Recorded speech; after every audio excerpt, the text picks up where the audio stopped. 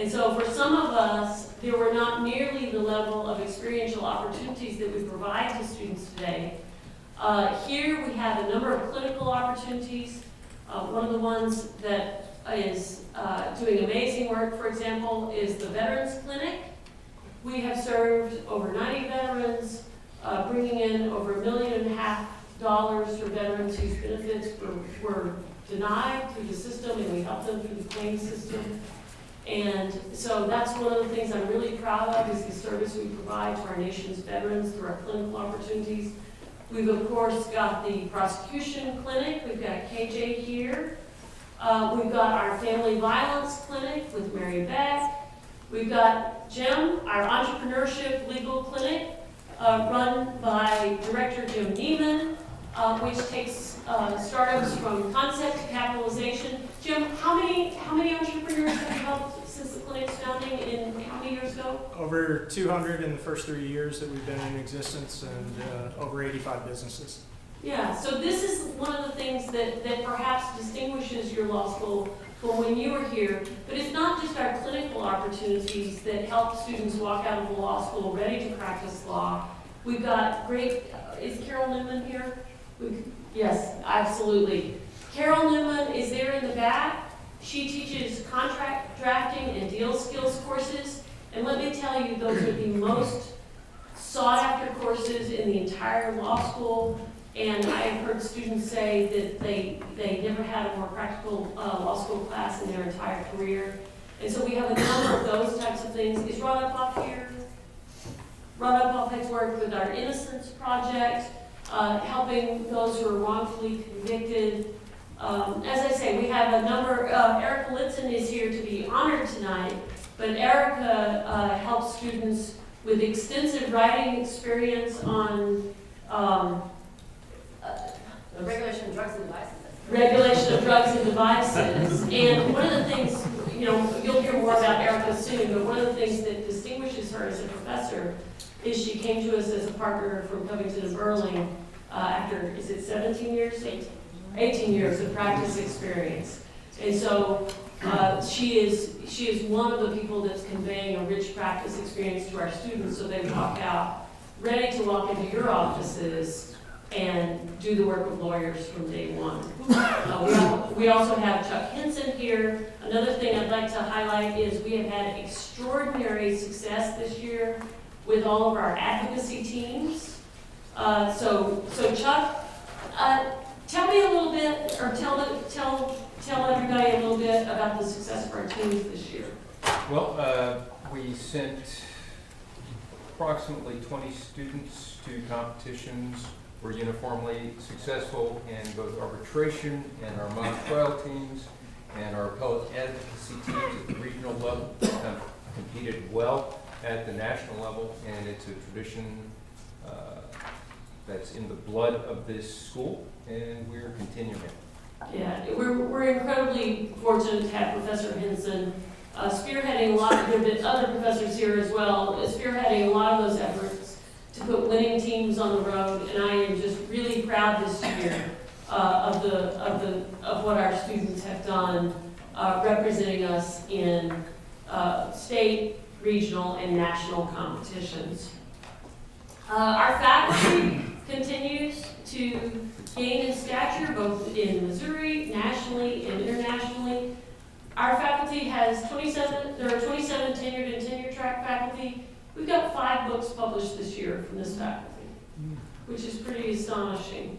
And we've got publications in top legal journals. We've had faculty who have testified in front of Congress. We're quoted routinely in national media. Our impeachment specialist on the faculty. I don't think he's here tonight, but he has a full-time occupation responding to reporters. And I just have to say, I don't know what's in the water, but in the last 36 hours, I've been contacted myself by 5 different reporters, 4 of them involving defamation cases, which is my specialty. And I'm like, I don't know what's going on here, but this is not helping.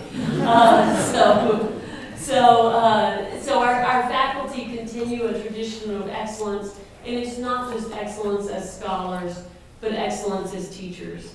I came here, I started my life in a town, an oil field town in the middle of nowhere in West Texas.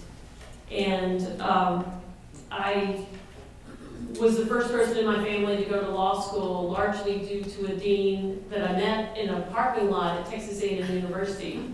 So he had come to talk to the Pre-Law Society, and he had mentioned that they had scholarships for Texans. And this was in a day when scholarships were rare. I'll talk about that in just a minute. But I don't know why I had the chutzpah to think I could follow him out. I followed him out to his car and said, tell me more about those scholarships for Texans. But he started a written correspondence with me, and eventually that scholarship is what allowed me to become a professor at the age of 25. And so I am so happy. I want students to find what they were meant to do in life, whatever that career is. And I'm so happy I get to pay it forward by helping students, not just as a teacher, which I feel like is my life's mission, but as a dean now, helping finance people's dreams so that they can be in the career they're meant to be in. We are quite generous in the scholarship assistance we provide. It's not like when you went to law school, because a majority of our students, 72.4% last year, received some form of scholarship assistance.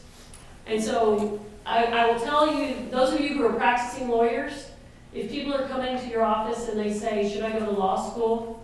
I want you to say to them, and this is absolutely truthful, there's never been a better time to go to law school. Because there's never been more assistance available for talented students to go to law school. And that opens doors for them so they can consider any career they want without thinking, too much about their debt burden. Another piece of what we're doing for students, I'm really proud of, our financial counselor, Jeff Turnbull, I don't believe he's here tonight, but he and Michelle Heck, our admissions director, have been key architects of what we call the Thrifty Budget Plan. Through that plan, which is basically advising students how the choices they make now can reduce their debt burden down the line, we've been able to reduce the debt burden in the last 5 years by 32%. We were recently named this was based on old numbers. We were named one of the top 25 law schools in the country for low debt burden coming out of law school. Based on the numbers we have now, we should be in the top 10 easily, very easily. And so that's something I'm really, really proud of. I love state schools. I went to Texas A&M, University of Texas. I had a stint at Cambridge University too, that's the only exception, but that was free too. So I am a huge believer in the mission of state universities and flagship public universities to train the next generation of leaders in an affordable way and to make opportunities for students who might not have them. So I'm proud to say we are still doing that. And one of the reasons we're here tonight is to honor our grads who really have gone on and have had some amazing accomplishments. So I don't want to speak too long. We've got a big program tonight. Please just know that your law school continues to have excellent faculty who care deeply about mentoring. This is a relatively small law school relative to what I'm used to. My entering class in law school was 550 students. Our entering class was 92. I spent most of my career at a law school where the entering class was over 300. And so one of the reasons I came is because I wanted to be at a law school where I could eventually know every student. And I'm so glad I did. And I think most of our faculty here are here for the same reason. Even our nationally and internationally renowned scholars are spending immense amounts of time investing in the future alumni of this university.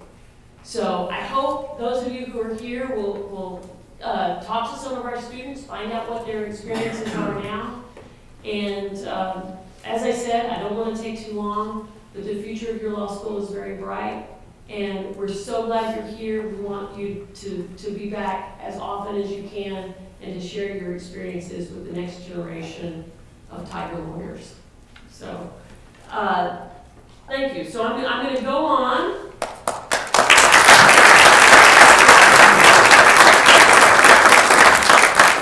So Law Day is where we honor some of the most outstanding individuals who have distinguished our law school and the legal profession by their careers and their many accomplishments.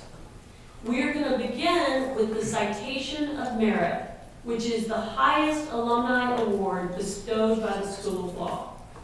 With this award, we recognize the accomplishments and service that the recipients have performed for the legal profession, their communities, and the law school. And I'm very proud and glad to say that our first awardee is Anita Estell of the class of 1986. And she will be introduced by one of those professors that you may know, who has dedicated his life to being an incredible mentor to generations and generations of students and making a difference in their lives. And so that, of course, would be Assistant Dean Emeritus Bob Bailey, a member of the class of 79.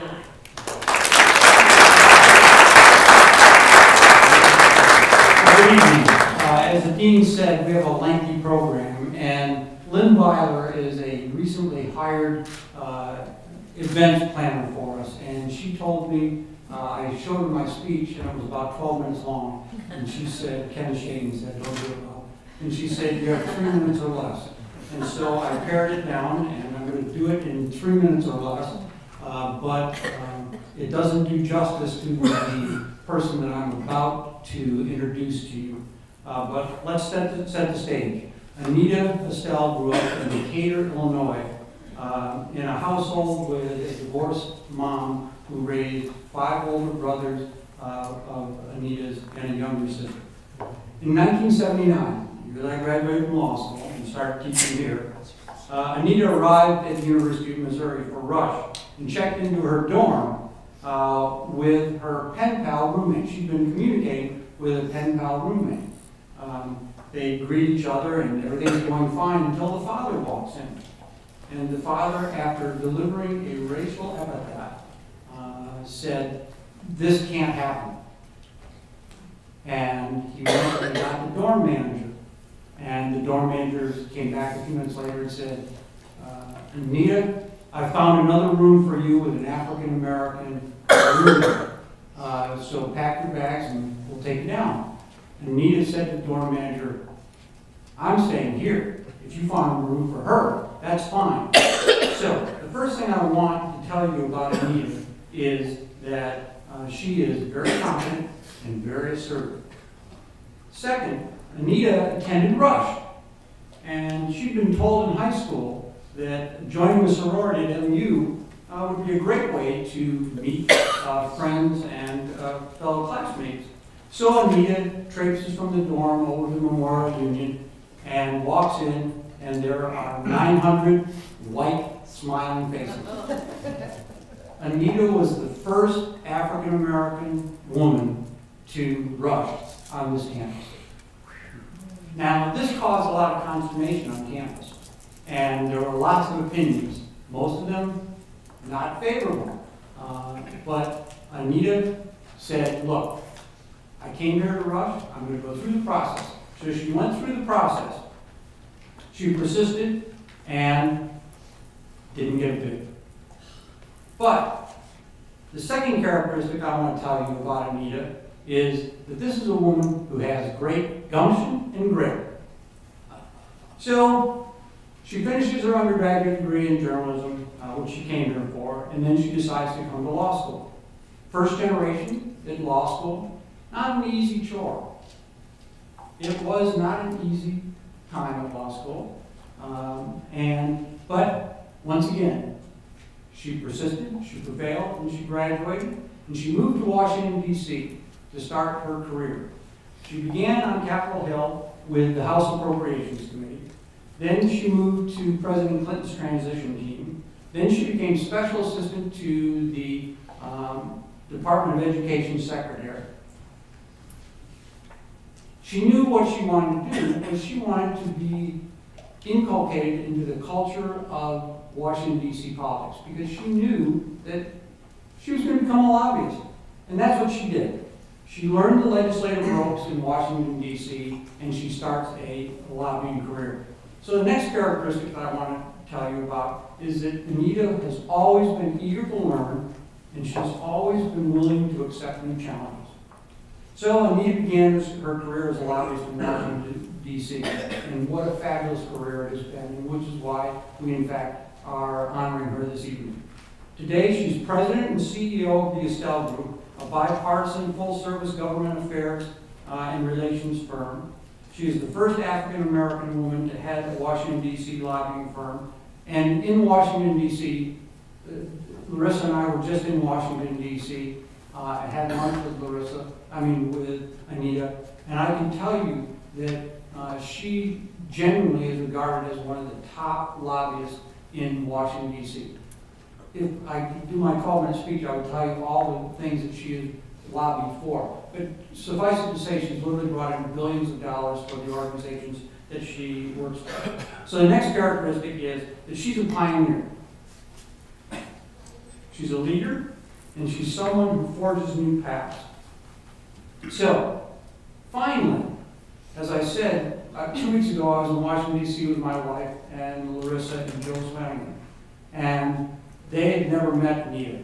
And afterwards, they all said to me, what a force of nature. And she is. She has abundant, boundless energy. She has a passion for what she does, and she has a high degree of compassion. She's heavily involved in community building through the Rosa for Rosa Parks, the Rosa PAC for Women of Color. She established an organization called CELI, which stands for Civic Engagement and Learning Institute for Everyone, where she's going to be doing civic engagement in Washington, D.C. and throughout the country. And she started another program called Extra Special. And it's 2 X's. Why 2 X's? The women in the audience should know why there are 2 X's for Extra Special.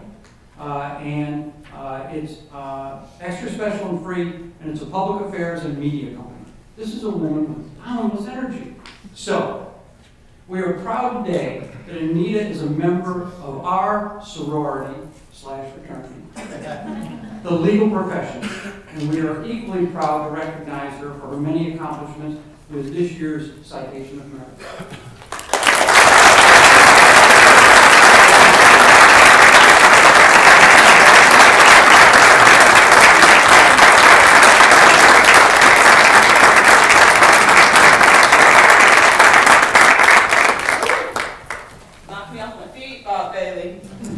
I love that man. I love you too. Giving thanks to Jehovah Jireh, the Almighty Creator of all that's good and perfect, and from whom all blessings flow. Thank you. Thank you.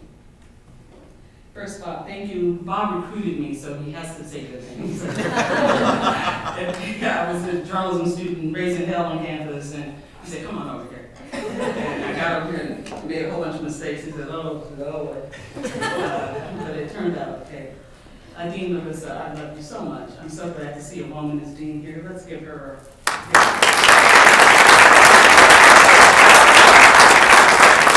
I love all deans, but I really love you, Dean Larissa. And I'm going to work with you. We're going to do some real work. I want to give thanks to my parents, my mother, my father, and my family, and my town that I grew up in, and my church, and all the people who helped me along the way in the school lessons, so many professors who taught me. I saw Professor Fisher earlier, and Dean, so many people. I want to say thank you. For the students who are here, who are going to be inducted into the Order of the Coif, I got into, it's a long story, but I made it. And I'm one of your brethren and sisters, and congratulations to you today. It's a huge, huge honor. I see the next Supreme Court member of the Supreme Court here in Missouri, Judge Hardwick. I have no idea why the state did not put her in, but I know everybody in this town, or in this room, will work in the future to make sure she gets that seat. And I'm gonna tell you why in a minute. I want to congratulate her husband, they're both longstanding friends for many, many years. And Lisa and I were in journalism school about the same time, and we still see each other periodically. And it's just a wonderful thing. She's a wonderful lady, and she deserves to be on the Supreme Court. I am a person who is unabashed about the truth, and I speak it as often as possible, but it's always my version. I know one man's truth is another man's lie. It's like treasure and trash and treasure, isn't it? I also want to acknowledge the parents of Lisa and her. Mr. Hardwick, I love you. And Lisa was just such a special force on this campus as an undergraduate, leading the way for so many. And you did a great job with her and her sister, whom I met. And I just want to say thank you for the great work in raising her to be the woman she is. And for will you stand up, please, sir? Because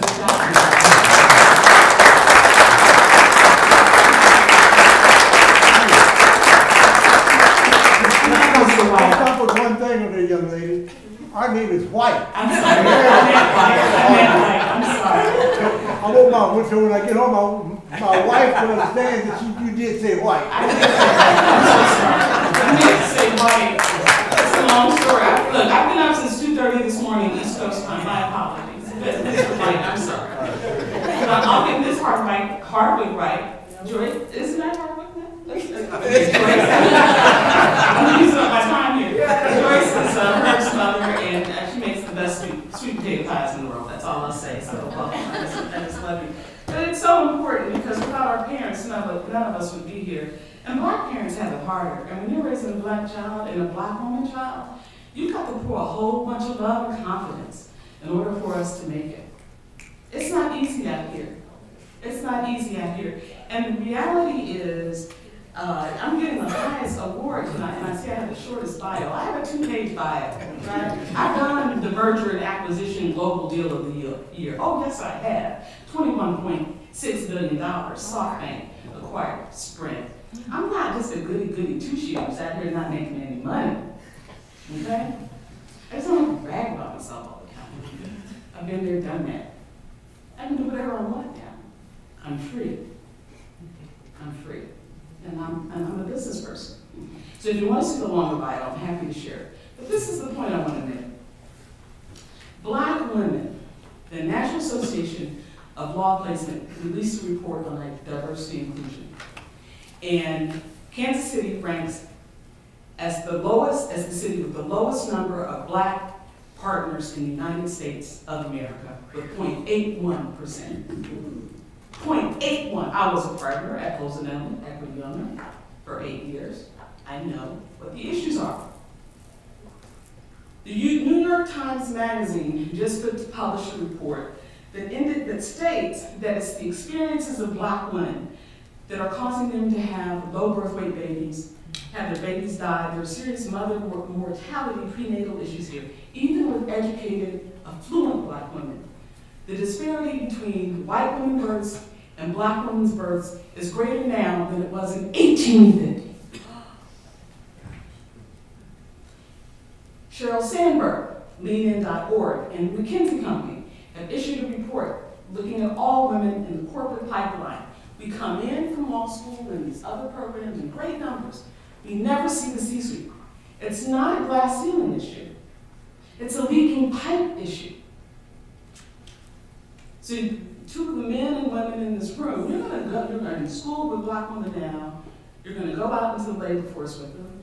Keep your eye on them, help them. We've got to build some systems here to really work with black women as well as other groups to make sure that they excel. But black women are having the hardest time of any group, in any profession, anywhere in the United States of America, with the exception of public funded professions like education. And if you think about the new series, Shonda Rhimes does it again, For the People. It's a lovely show. Have you all seen it? I love it. The actor, Jasmine Savoy Brown, right? Really great program talking about public defenders and prosecutors, young lawyers speaking it out. And I thought about it. It makes a lot of sense. For diverse lawyers, sure, there are plenty of jobs in the public sector. But it's the private sector that's so resistant to promoting diverse lawyers. They're doing well with Asians, but with black women and black men, they're not doing so well. So I'm not here to complain. I'm just here to say life is good, but we still have some more work to do. That's why I'm not on the beach right now. It's for each of us. I think that's why I love Bob, and he loves me. Because as long as there's work to do, we're going to do it, no matter what we've done. So what I want to say, I'm so humbled by this award. I don't know if I deserve it. I don't even know if I deserve all of you and knowing you and all the people who poured love into me here. But I'm here to say I appreciate you and I thank you. But in giving you that essence of gratitude, I am also here to work with you. Let's join arms. Let's link arms. Let's hold hands. And let's look forward into a state, a community, and a nation that is more inclusive and more healthy and more safe.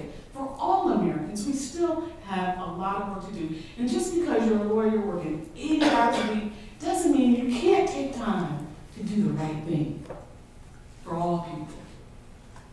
For all people. Because we're all one people. In God's eyes, there is no black and white. There is no rich and poor. There is none. So, this is what I've decided to do just this moment. I am going to sponsor a student who I know, who's already the recipient of a scholarship that I have here named after my mother for a Estell Scholarship Fund. Do you have one named after your mom yet? Not yet. Oh, I'm going to say it's for Estell. So look, you don't want one direction, you want one? Work on that. So, I have a scholarship named after my mother, who was a cook and a house cleaner, picked cotton in Mississippi, and had a second-grade education. That's my mom. And Tixa is the recipient.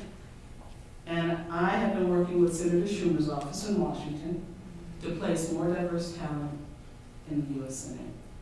I'm going to take her resume and I'm going to give it to his office. And CELI, Civic Engagement and Leadership Institute for Everyone, we are launching a scholarship program for women of color this summer in Washington, D.C. We'll be engaging women from Spelman College, and we'll also be engaging a student from the University of Missouri School of Law. And we'll be developing other programs to ensure that these women who are so talented, I cannot tell you the level of stress and discomfort and courage it takes as a black woman to get up every day and say, you can do it. And that's why my faith is so strong, because but for the grace of God, I don't know if I could have always succeeded. And so I'm truly thankful. But I know he gives us the boat when we have to row it. But at this point, it's time for us who have so much to give to those who are most at risk of being left behind. Thank you so much for this honor.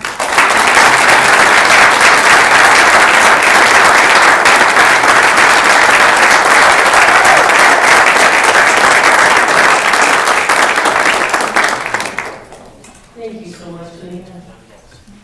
Our second recipient of the Citation of Merit is David Steelman of the class of 1978.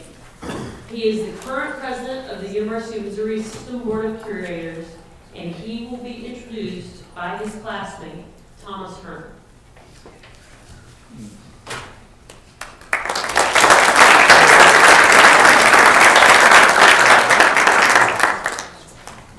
My name is Thom Hearn. I'm an attorney in Springfield. I am also the Honorary's brother-in-law.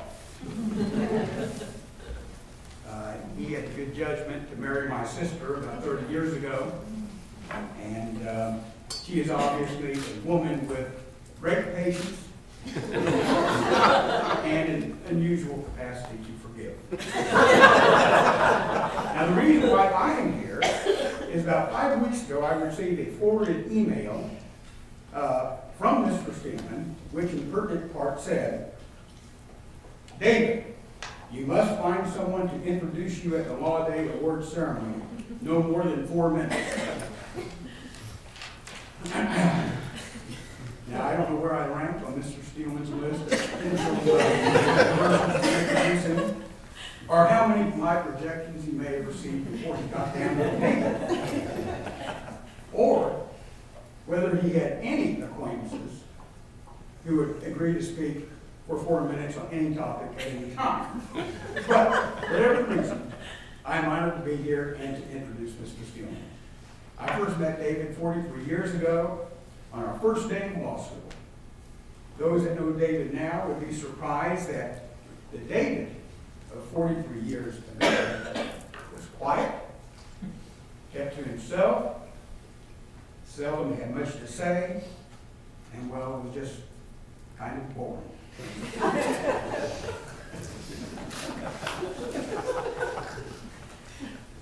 What have the years wrought? Now he has opinions both informed and ill-informed. It does not really matter on virtually every subject matter which he willingly shares. And shares. And shares. Thanksgiving at the Steelman household is getting to be very, very long.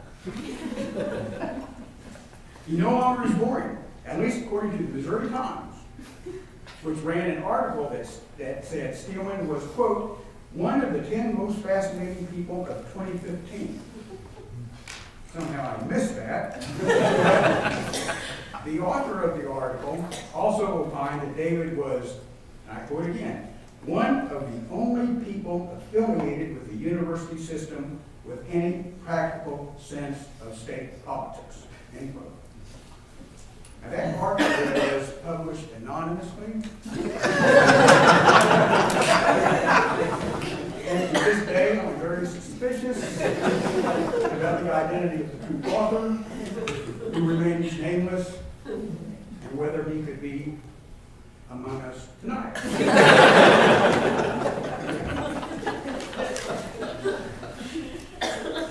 David is a worthy recipient of Citation of Merit. After graduating #1 in his law school class, he took over his father's practice in Salem and later moved to Raleigh. While being involved in some of the most complex and prominent litigation over the years, he has never lost the common touch. David is always willing to take up the cause of the defenseless or the oppressed.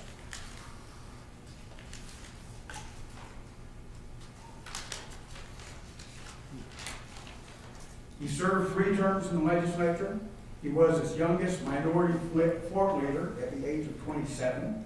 He almost beat another alumnus of this school, Jay Nixon, in a run for Attorney General in 1992.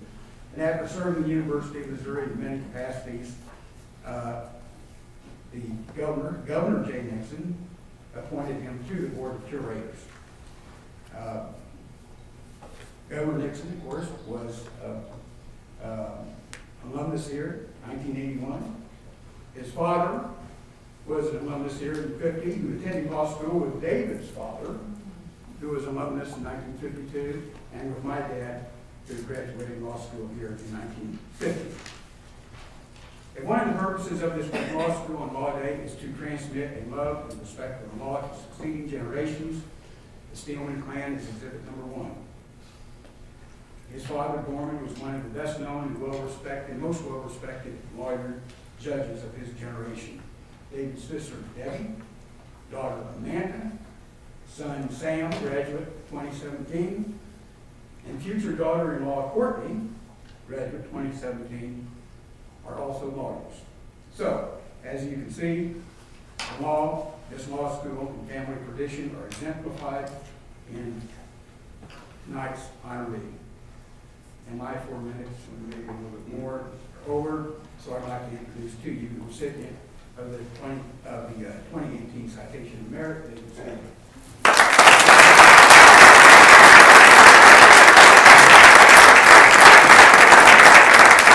I'd like to exhibit my poor judgment on my choice of You know, some of you think that I asked him to introduce me because he's my brother-in-law. Actually, Thom has 40 years of representing felons and arsonists. More than suited. I've got to say, I'm very serious about this. We are so happy to have Dean Lietzan. I mean, she's just doing a tremendous job. But to Thom and I, what we really like is your expertise in defamation law. Thom has handled some of the groundbreaking defamation cases in this state, and Thom and I have handled a lot together. We have a real simple way to teach our students. You do not grant motions to dismiss in defamation laws, and despite the pecuniary loss rule, big verdicts are okay. That's how we are. We all remember that, right? Let me say this, I'm very honored to have the class of 78, Thom, of course, but some of my friends and classmates, we haven't kept in touch enough. I got to talk about it a little bit. Ted Beckett is back here. Ted, I'm seriously honored that you came from Kansas City. Ted's dad was on the board of curators, and in fact, I think received this award in the past. And Ted was the best football player and basketball player and athlete, and he had the best dating skills. Awesome.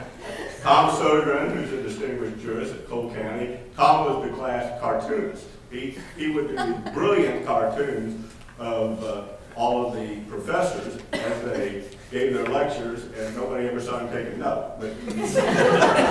And then my friend David Limbaugh is here. David, of course, to show you my skills, David is a renowned author. So how many bestsellers? I know you don't like to brag. Come on. A whole bunch of bestsellers by David Limbaugh. What you all don't know, I was David's first editor. When on law school, it's a true story. I was an editor, I did his case note, I was his editor, and after I edited this future bestseller, he gave up writing for 30 years. Just one of my successes. I want to say this about public education. You said it best, and we forget this. And we forget how broad the experience is. And I appreciate so much what you had to say. And it is not just the generations. It's not your generation. It's the generations before. It's the generations after. A little story about my life. When I was 10 or 12, my grandparents had moved to the big house. And the way we got to the big new house, the way we got to that new house, we drove down south of Welch's Cave. And if the water was up, we would ford the current river. And then we go to their house, and it was their big new house because it had floors. We had one room we all sat in because it had a stove, one of those wood-burning stoves. That's how we kept warm for the night. And we didn't have indoor plumbing. We had the outhouse. And we had the pump that you had to prime, which is how we would get our running water. And the point I'm trying to make, though, is the University of Missouri and the University of Missouri Law School not only gave my father and his generation their chance to do more, become a judge and a lawyer, but really everything I have is because of public education. He wasn't going to go to an East Coast school. He wasn't going to go out of Missouri. And went to Missouri because he wanted to, and because he gave me the opportunities to go. And so everything I have now, right here, my family. Sarah, the saint, Sarah, Saint Sarah, and my family. And Amanda's a lawyer too. Amanda went to LSU though. We don't talk during football. But everything is because this university, this law school, gave my father those opportunities. It's not just us. Ted, your dad went to this law school. David, your dad, and your uncle and your grandfather went to this law school. And Thom, your family played football here. And we know what it means and why tradition is so important and why we have these traditions. And you said it so well. It is not this generation or the next generation. It is a culture and a history of change. You know, it interests me, one of Ted's best friends was the only African American that graduated in our class, Bill Session. Remember? And so that shows, one, how far we had to come. But as you pointed out, we have a long way to go. So it is just such an honor for me to be here, not for me, but for my friends in the class of 78, for my family, for my future family, Courtney, who is the student representative on the Board of Curators and a student here even today, and needs to get her date set for the wedding. I thought you were the way he said I cannot tell you all how much I appreciate. I can't tell you guys how much I appreciate you making it to this. I really do appreciate it. And David, I'm sorry for all those red marks on that first.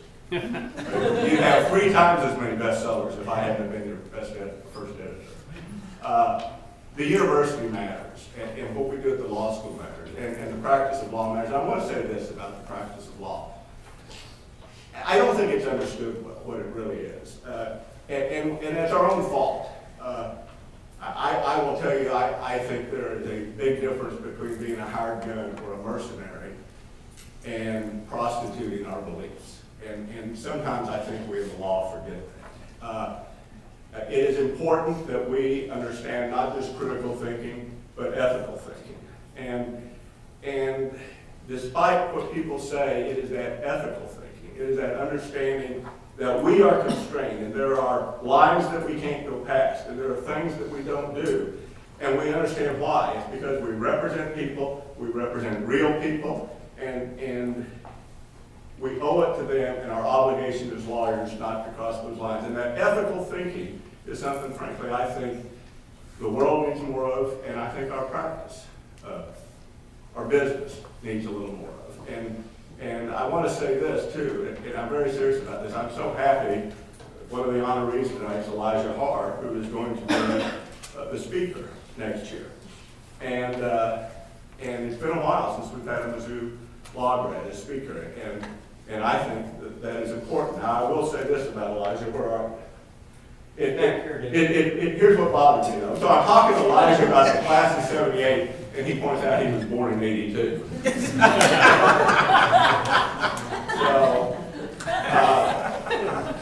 But, you know, my son Michael was saying this today, and I think this is what lawyers remember, and I think this is what you'll remember as speaker, and all of us remember. What we do is we always seek the truth. We always seek the truth. We may not agree, but we always seek the truth. And we try to treat each other with dignity. And again, we may not accomplish that all the time, but that is the tradition of this university and this law school. And I am so proud of the honor, and I appreciate all of it.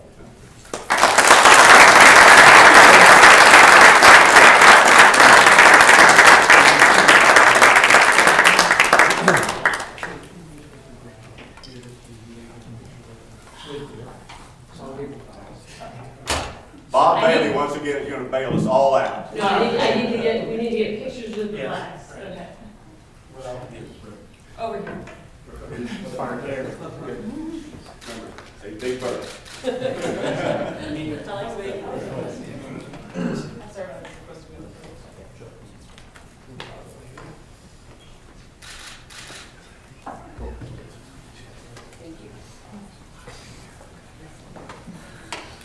Our next award is the Distinguished Recent Graduate Award, which is presented to an outstanding alumnus who has graduated within the past 10 years.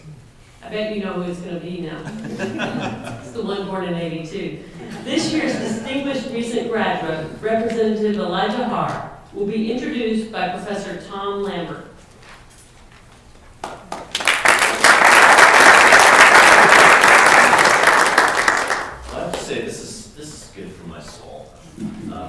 I've long been a fan of David Steelman and the whole Steelman clan, and I am now a giant fan of Anita, Estell, and I'm really proud to be affiliated with this institution. We do some great stuff, we've got some wonderful people. I'm also a giant fan of Elijah Haahr, 2008 graduate of our law school, the current Speaker Pro Tem of the Missouri Legislature, and soon to be most likely Speaker of the House of Representatives of the Missouri Legislature. Elijah was in the second contracts class I taught in 2005.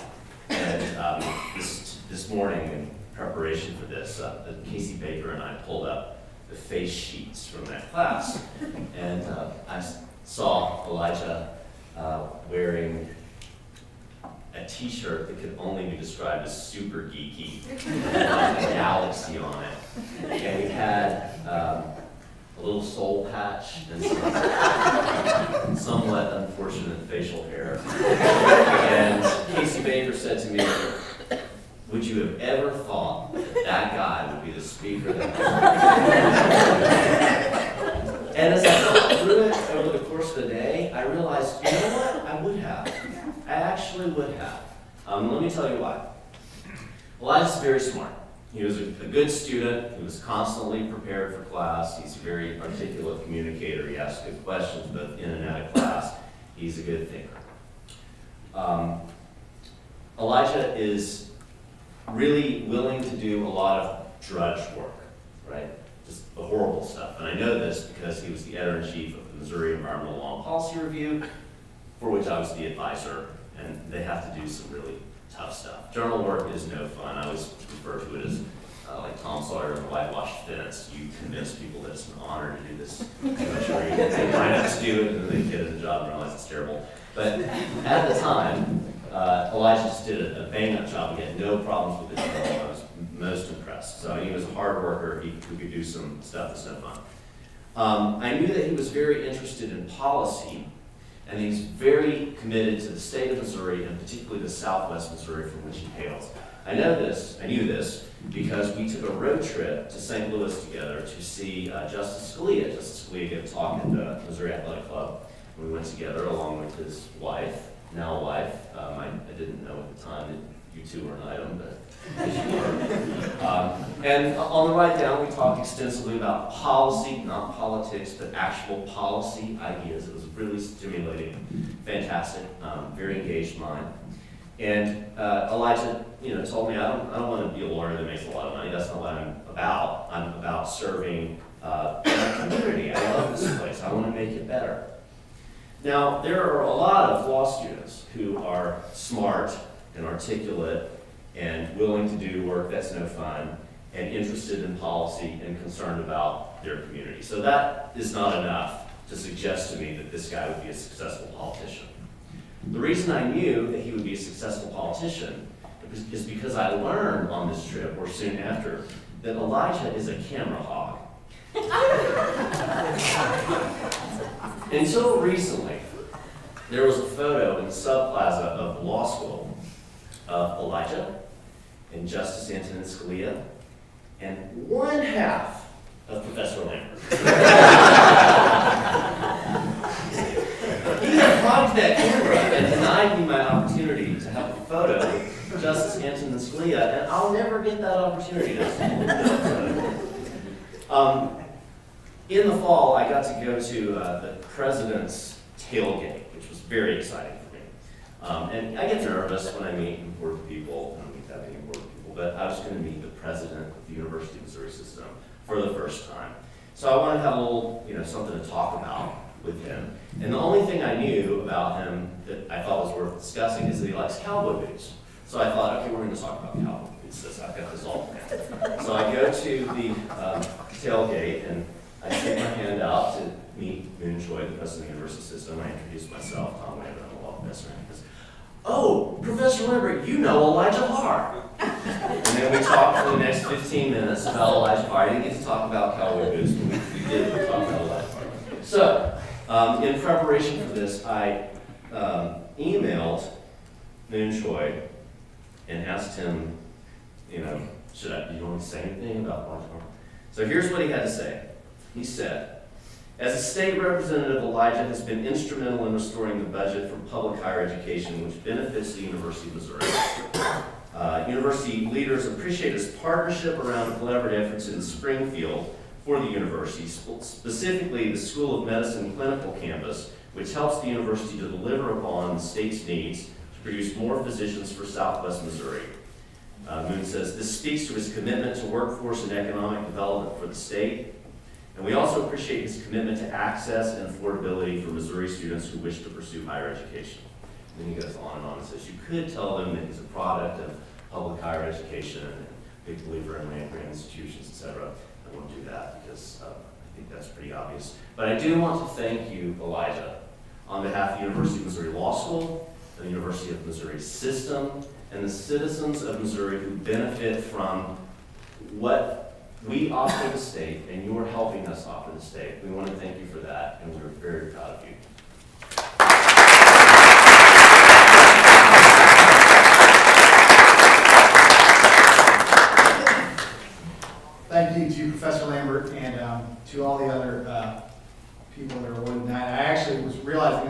came up today that I have not been to a law day since I was a student, and I didn't really know if I was supposed to say anything tonight. And so I started thinking about the university and what it was about the University of Law School here that equipped me to end up in the legislature. And it's interesting because I was reading David Steelman's bio, and he was the youngest legislative leader that was elected when he became the minority floor leader at 28 years old.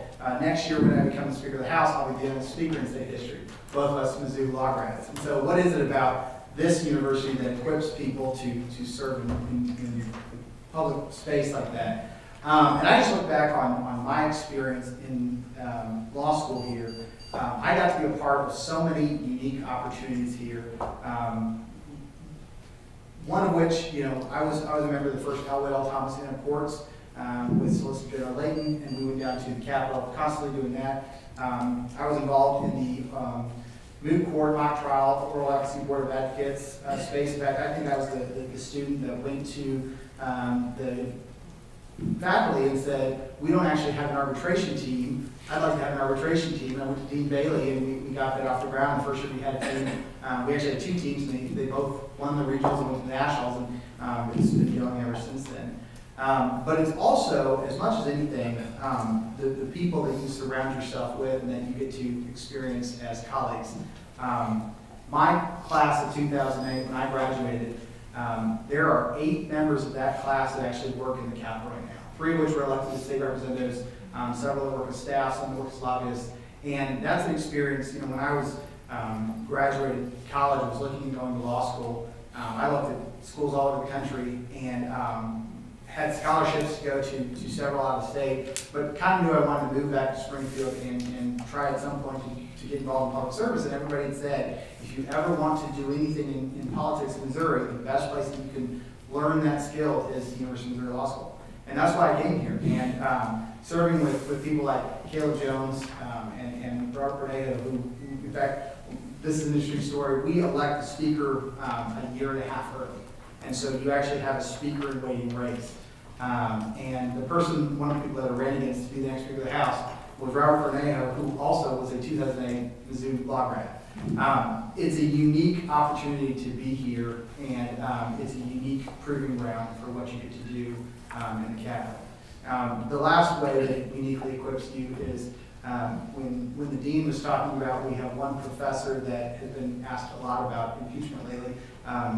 Professor Rowan was also my professor of evidence. So I've got all the equipping I need to serve in the Capitol. So I appreciate the opportunity to be here, and I appreciate this board, and I cannot say enough what an honor it is to receive it from the school, and what an honor it was to graduate here in 2000. Thank you.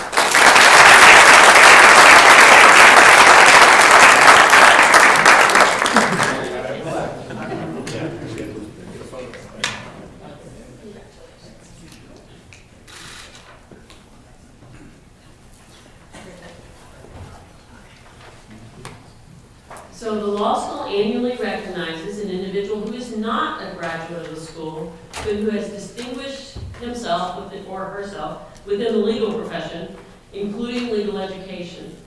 This year, we are delighted to present the award to Professor Emeritus Pete Davis, and he will be introduced by his longtime colleague, Professor Emeritus Phil Fish.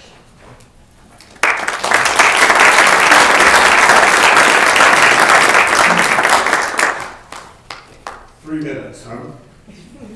Or I have 4, maybe.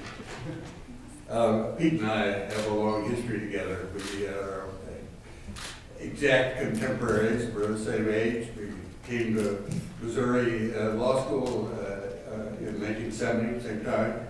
We formally retired at the same time.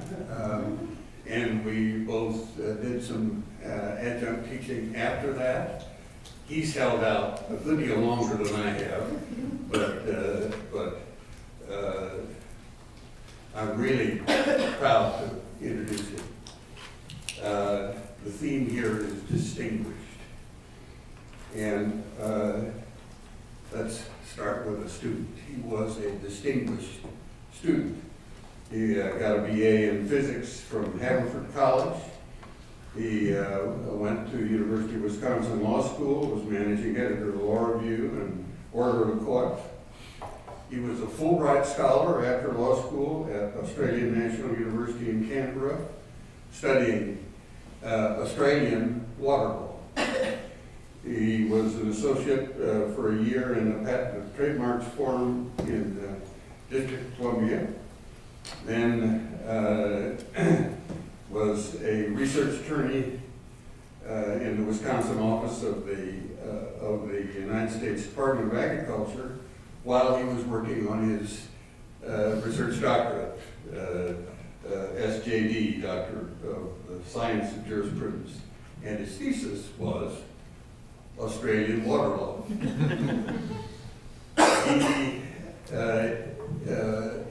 has been a distinguished teacher. After his arrival, he introduced 11 new courses into the curriculum in 5 subject areas, a couple in environmental law, a couple in natural resources law, 4 intellectual property courses, a couple of transportation law courses. He's a trained man, you've got to know that, and 1 in land use controls. And 9 of these are still being taught. The trains. He has been a teacher, a distinguished teacher and lecturer abroad. He taught for a semester at the University of Auckland in Australia in 1982. He participated in the NU London Law Program, and he gave in 1992, I think, 1990, a series of lectures in China on a couple of different institutions on environmental law.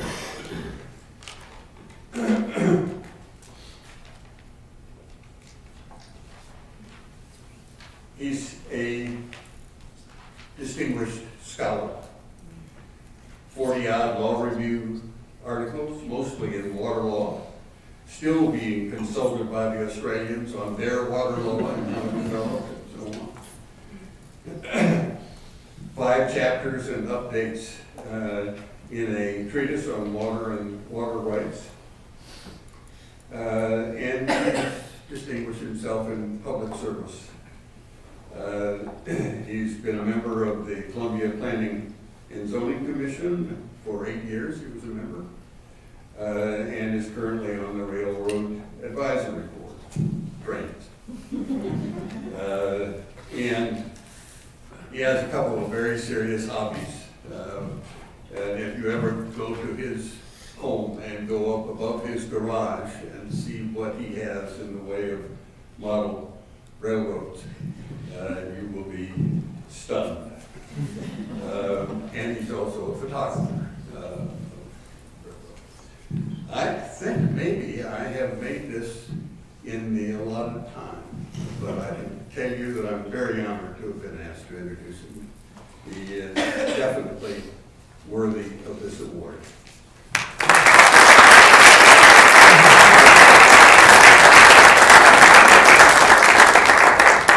Thanks, Bill. I was quite surprised when I learned that I was going to be given this award. And it reminds me that in 1993, Missouri Supreme Court decided the case of Hines versus Missouri Highway and Transportation Commission. Now, that case means nothing to most of you, but it changed the law of drainage in Missouri. Prior to that time, we followed what's called the common enemy rule, which means a landowner can shove water onto someone else's land for a reasonable economic purpose without liability, regardless of the consequences on the neighbor. And this court decided that that was a unfair rule and adopted the comparative reasonableness rule. Now, where did they get that idea? Well, they could have researched cases going back to 1906 in Vermont, I suppose, but that I don't believe is what happened. One of my students in water law in the early 90s was Roselle Parks. She started law school after she was our senior administrative assistant for a number of years, was a very good student, and she became clerk to Judge Price on the Missouri Supreme Court. Judge Price told me afterwards that she researched the whole area of drainage law as background for the court. I don't know what they got in the lawyer's briefs, but the end result was that the court switched rules to the comparative reasonableness rule, something I've been talking about in class since 1970. And so I would say that our attempts as faculty members to engage in law reform in one way or another, at least in one example, was successful. That's one of the things we do.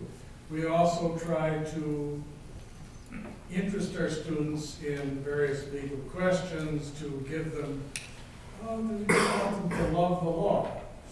And certainly Roselle Parks exemplified that as well. Another thing we do as faculty is do a lot of research in areas that are of interest.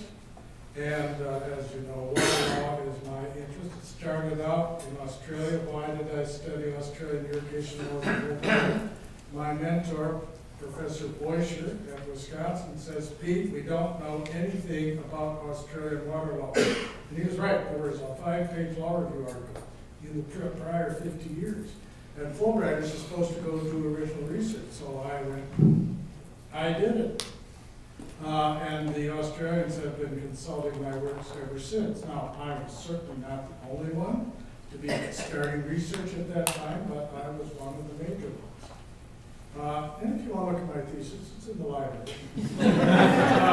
It's 50 years old now, but anyway. We do research. And this 25-year project of compiling and analyzing lists of all American cases involving the common law theories of nuisance, negligence, name, trespass, strict liability in water pollution cases is unique, I believe, in certainly the water law literature. I've been maintaining that list now for 25 years. That, too, is research, but it's also service to the profession. And so I have greatly enjoyed doing what I have done for the last 47 years. It's much the same sort of thing that all my colleagues are doing and have done. And I think it contributes to the improvement of society. Thank you very much.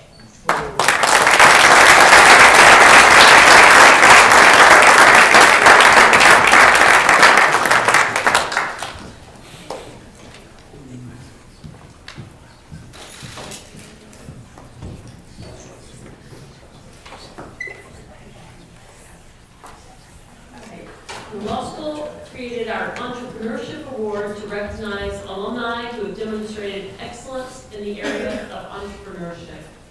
This award builds on a new area of emphasis for the law school, the foundation for which is laid by our Center for the Study of Intellectual Property and Entrepreneurship and our Entrepreneurship Legal Clinic. This year, we present this award for only the third time to Herbert Hardwick of the class of 1989, and he will be introduced by his wife, the Honorable Lisa White Hardwick of the Missouri Court of Appeals for the Western District. Good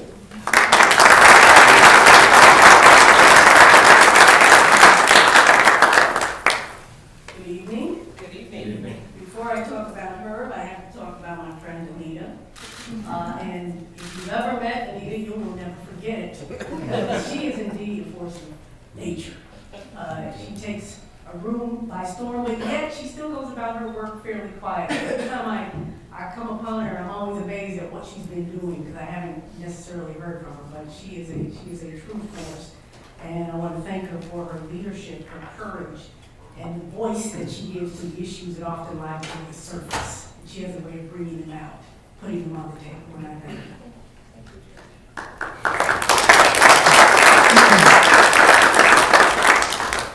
As someone who has known Herb Hardwick for about 47 years, I'm here to provide an up-close view of a man who truly views the law, or he truly views his law degree as a launching pad for success in the business world. One thing you need to know about Herb: he does not look at the world the way most lawyers do, or even most people do. Most of us would look at a piece of paper with a square drawn in the middle of it and see a box. Herb would look at that same piece of paper and see something completely different. The square would be almost irrelevant, because he would notice all of the empty space around it. He would focus on the freedom to imagine the possibilities outside the box without structural limitations. That perspective on life is what almost kept him from pursuing a law degree. But it also caused him to take advantage of opportunities that many of his peers never considered. As a standout football player at Kansas City's Southeast High School in the late 1970s, Herb might have been a prime candidate for the Big 8 or Big 10 schools. But he had his sights set on the Ivy League schools, and he wound up at Dartmouth College in the far reaches of Hanover, New Hampshire.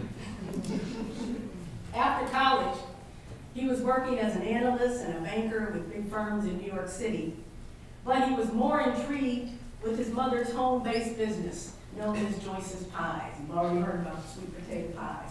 So in 1984, he returned home to Kansas City and moved business from his mom's kitchen into a commercial setting, where he served as order taker, baker's assistant, delivery person, and chief strategist. The ups and downs of the family enterprise taught him two valuable lessons. Mom knows best, and managing cash flow is the key to a successful business. So when Herb and I got married 32 years ago, Joyce's Pies was in a transitional stage. I hinted that it might be a good time for him to get a law degree. He imagined himself a better fit for business school, but I used his out-of-the-box thinking to argue that legal skills would give him a competitive advantage in the business world. He bought in, but vowed that he would never, ever, in all caps, bold, practice law. That vow lasted about 1 year before he accepted summer internships at 2 law firms. He quickly embraced the practice of law as a wide open playing field that would not limit his entrepreneurial spirit. From there, he was off and running. 2 years out of law school, he opened the Hardwick law firm. He started out solo, in real estate and municipal finance, but soon invited an experienced bond lawyer, Gene Motsader, to be his partner. 27 years later, with 14 employees and a footprint covering 10 states, the Hardwick Law Firm is a leading boutique firm known for its expertise in public project financing, real estate development, transportation, and corporate law. In addition to practicing law, Herb has been involved in community banking for the past 20 years as an investor and organizer of 4 bank acquisitions. His most recent success was with a small bank in Goff, Kansas. Herb formed an investment group and a management team to transition the bank to Overland Park, renamed it as Merit Bank, and grew it from a $4 million loan portfolio to one of more than $100 million. In 2016, the Kansas City Business Journal recognized Merit Bank as one of the fastest growing companies in the metro area. Big banks took notice and made entrees to acquire the stock.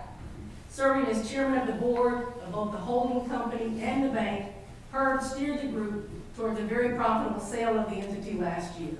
Now the group is working on their next bank acquisition. And Herb has accepted an invitation to serve on the advisory council of the Federal Reserve Bank of Kansas City. I could go on and tell you that Herb is a terrific father to 2 sons, a highly acclaimed Sunday school teacher at St. James United Methodist Church, a curator at Lincoln University, and the current chair of the 1/8 cent sales tax board in Kansas City. But I don't want to steal any more of his thunder. So just say that I'm an extremely proud wife who's happy to introduce you to Herb Hardwick as recipient of the 2018 Entrepreneurship Award.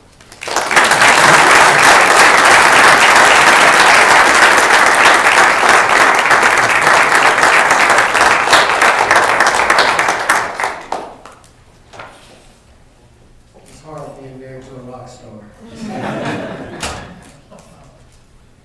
I'm extremely gratified and grateful to be before you today. I'm overwhelmed that the university would select me to be an Entrepreneur of the Year, given the many talented lawyers that have come through this great university. But be that as it is, I humbly accept it. I'm very, very grateful. And I just need to say a couple of things about the law school experience. Lisa is absolutely correct. I had no intentions of being a lawyer, a practicing lawyer, but I did recognize the value of a law degree. I recognized the value because from the time I was 4 or 5 years old, my mother told me I would be a lawyer or a doctor. It was that simple. After I opted out of the 6-year program at UMKC, then law school became. But I still wasn't sold that it was a place to utilize the skills in a traditional manner. And I came here and I find it so ironic today to be on the podium with Professor Davis, who was one of my law school professors. And I learned a great deal from Rob Adams, who was one of my big brothers. He didn't know that, but I always looked up to him and thought he was tremendous. He shared a lot of great information with me and helped me to do some things while I was here at the law school. And then, of course, Bob Bailey. We should call him the prophet for the things that he does with students and other people in terms of encouraging them and bringing them along. The Entrepreneurship Award is important for a couple of reasons from my standpoint. One, it acknowledges the hard work and effort and investment that many people in my life, my loved ones, my mother, my uncles and aunts, my cousins, my community, my father-in-law, the many lessons that they've taught and invested early on, from the time I was very young to the time I've become an adult male.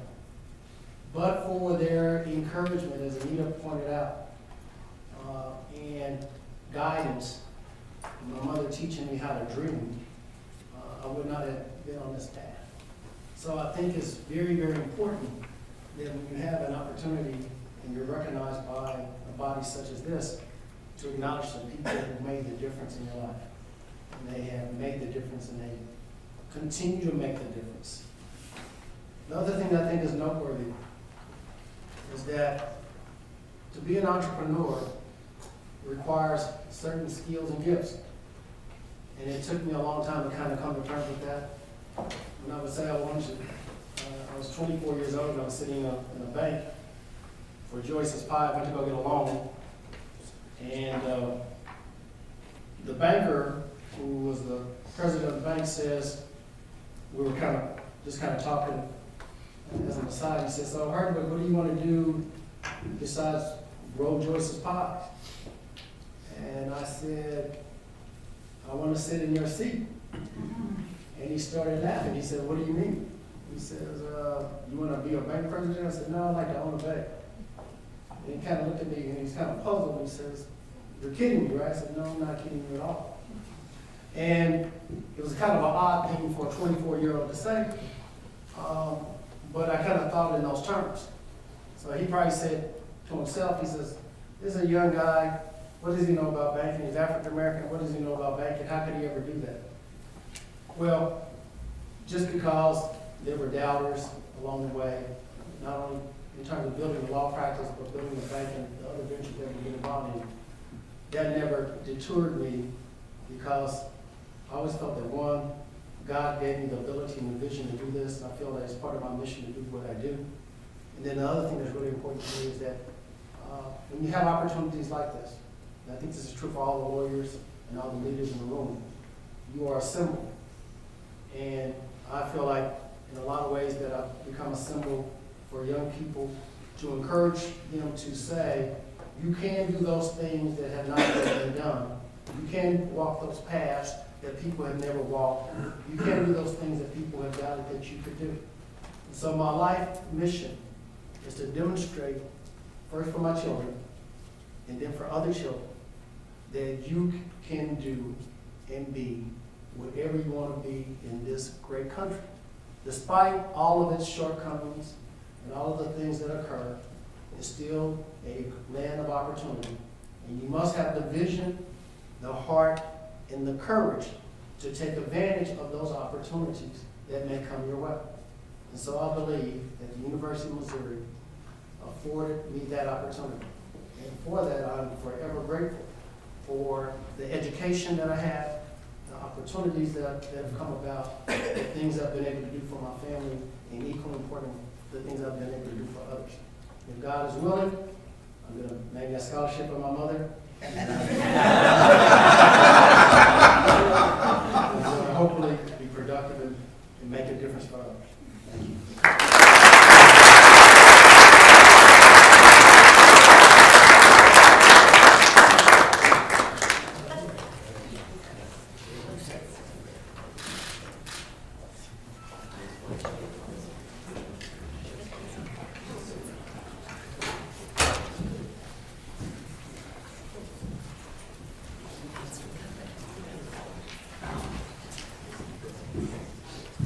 It is now my privilege to present the Judge Louis F. Cottey Advocacy Award to a very deserving student.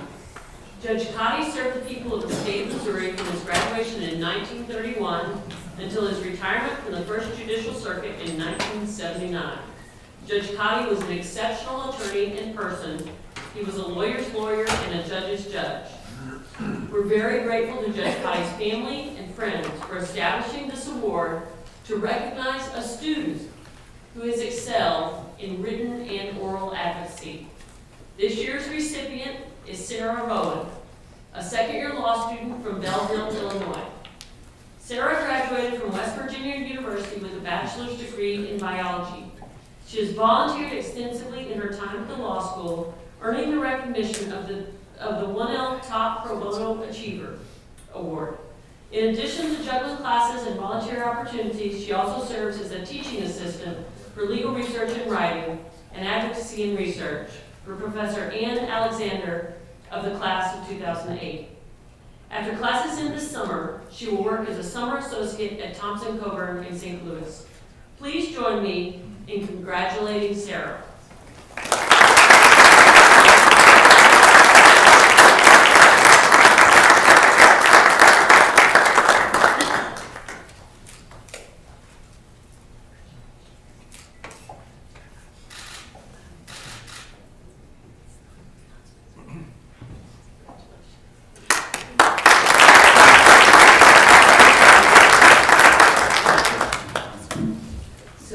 Annually, 3 awards are presented to faculty members for their accomplishments in the major areas by which we judge all faculty: teaching, legal scholarship, and service to the profession and the public.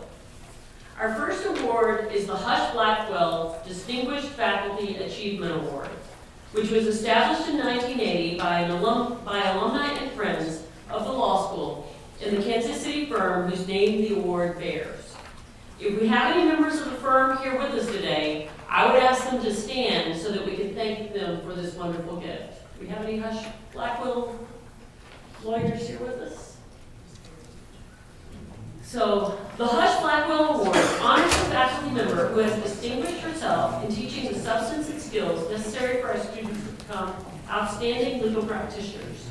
The awardee is recommended to the dean by the editorial board of the Missouri Law Review. This year's recipient of the Husch Blackwell Award is Professor Erika Lietzan. Erika brings a wealth of knowledge about real-world practice to the classroom. Before joining the law school, she was in private practice for 18 years, including 8 years as partner at Covington & Burling in Washington, D.C. Erika researches, writes, and teaches primarily in the areas of food and drug regulation, intellectual property, and administrative law. She's been involved in every major amendment to the FDCA between 1997 and 2014, and has been deeply immersed in the development of the Biologics Price Competition and Innovation Act of 2010. But that does not completely explain why Erika was selected by the Law Review for a teaching award. To do that, I will give you the words of the student in her administrative law class. Here's what the student said. She's one of the best professors at this school. Her mastery of the course and ability to translate it for the uninitiated is proof enough of that. She's a really, really great teacher. Please join me in congratulating Erika as the 2018 recipient of the Husch Blackwell Distinguished Faculty Achievement Award.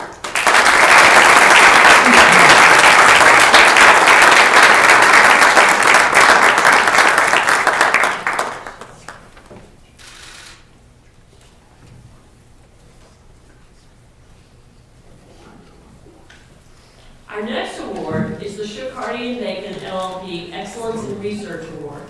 This award was established in 1993 by alumni and friends in the Kansas City firm bearing its name, and it's presented each year to the full-time faculty members who demonstrate excellence in research based on published articles from the preceding year. The recipients are selected by the dean upon advice and recommendation of a committee consisting of law school faculty and members of the firm of Cottey and Bacon. I would ask any members of Cottey who are present today to stand so we can recognize you and your firm before I present this award. Do you have any Cottey?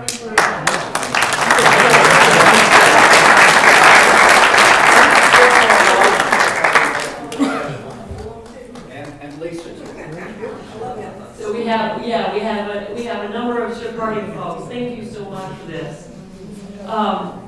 Now, we always have an incredible number of outstanding faculty submissions for this award.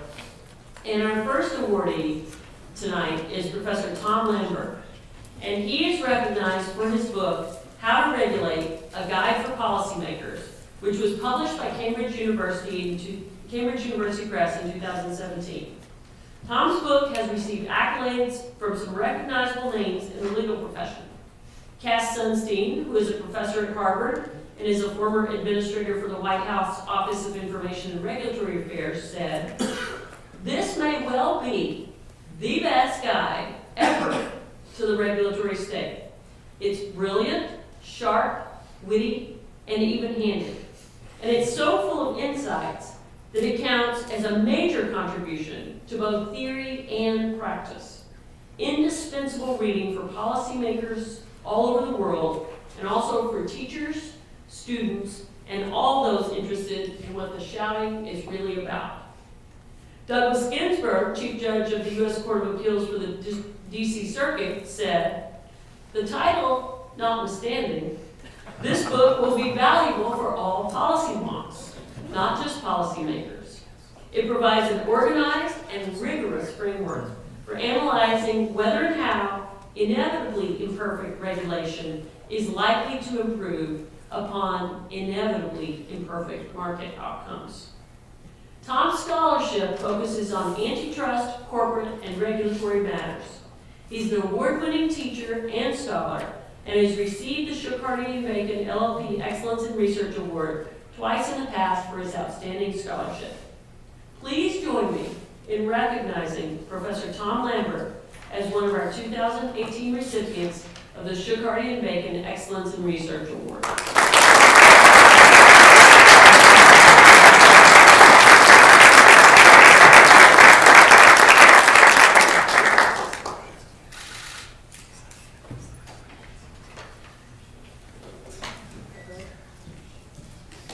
Our second awardee, Professor Amy Schmitz, is recognized for her new book, written with Colin Rule.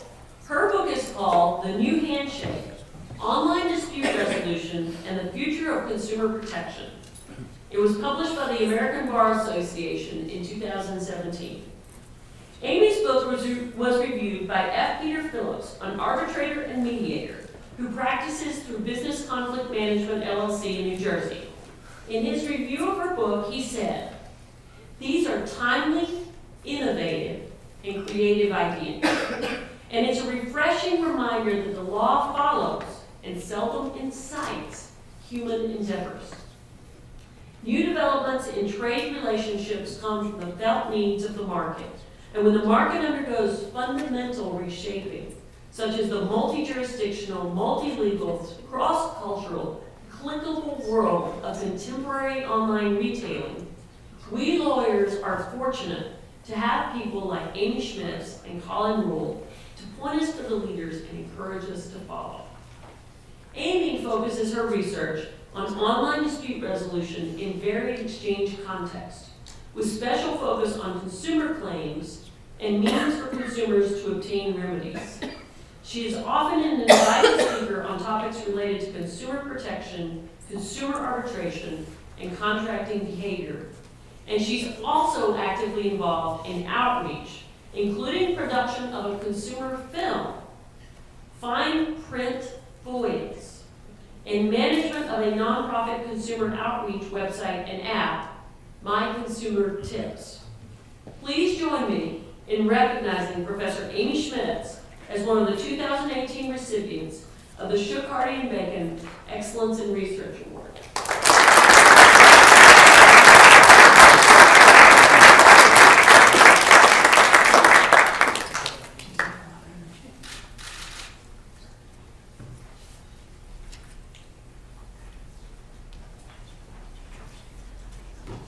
Our third faculty award is the Loyd Roberts Prize, which was established by the friends and family of Mr. Loyd Roberts.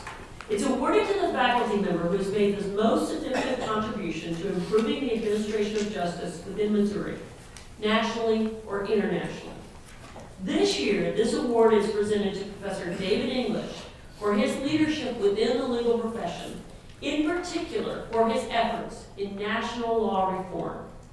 Few American law professors have contributed to the public and the legal profession as profoundly as Professor David English.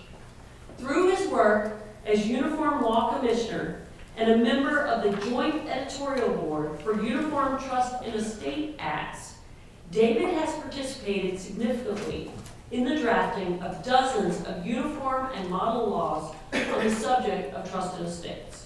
This includes the influential Uniform Probate Code, which has been enacted in its entirety in 16 states and in part in numerous other states. David has also served with distinction in numerous leadership positions within the American Bar Association Real Property, Trust, and Estate Law section, and will serve that section during the next year as its chair, the first law professor to serve as chair of the section in decades. His extensive service to the field further helps to enrich his excellent classroom teaching in his courses on trust and estates, estate planning, and elder law.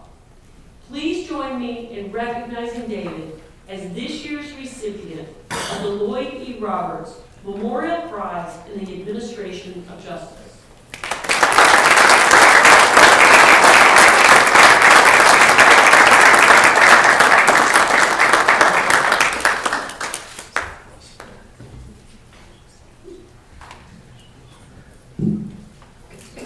Our next order of business is the initiation for the University of Missouri chapter of the Order of the Coif, which has been in existence since 1906. Of the 204 law schools accredited by the American Bar Association, only 86 have been granted chapters of Order of the Coif. We're quite proud of this distinction of our newest initiates. Today I turn the floor over to Professor Dennis Crouch to initiate an outstanding group of 2017 graduates.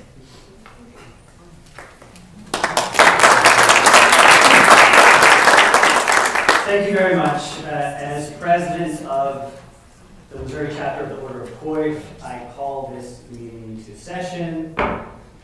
Tonight we have one order of business, and that is to initiate the 2017 new initiates. I'm so glad for most of these students who are former students who are sitting here today. I remember them 4 years ago in my property law class, and most of them today are clerking for the Missouri Supreme Court. These are the top of the top in this country. They are future leaders, both for the state of Missouri, for our country, and for the world. I'm very happy to have this honor tonight. We'll just begin and introduce. First we have Bradley Thomas Craigmile.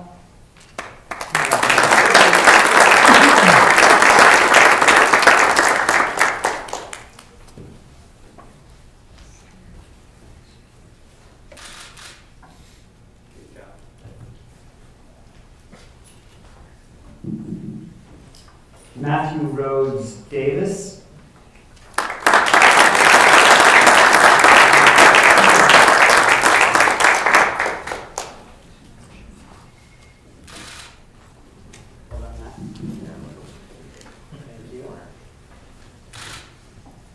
Kaylin D. Hader.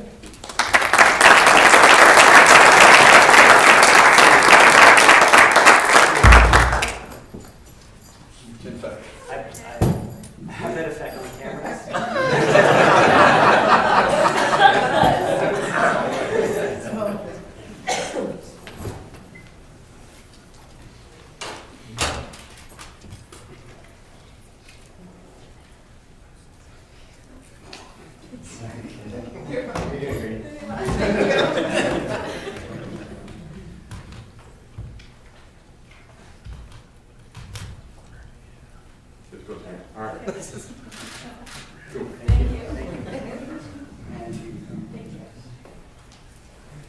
Ellen M. Henryon.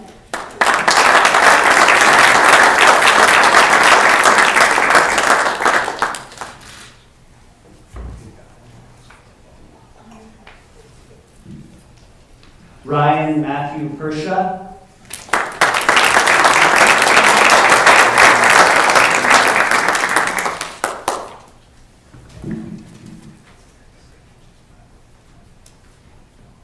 And Brooke M. Wheelwright.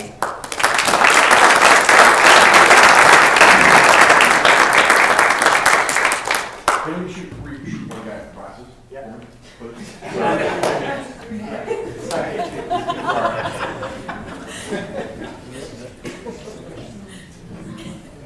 You won't like the first word. Great. We've got, there are 4 students who couldn't be here tonight, former graduates. Ethan Charles Duckworth, Brittany D. Flager, Brian Christopher Thompson, and Elizabeth Barnes Wiles. Thank you so much.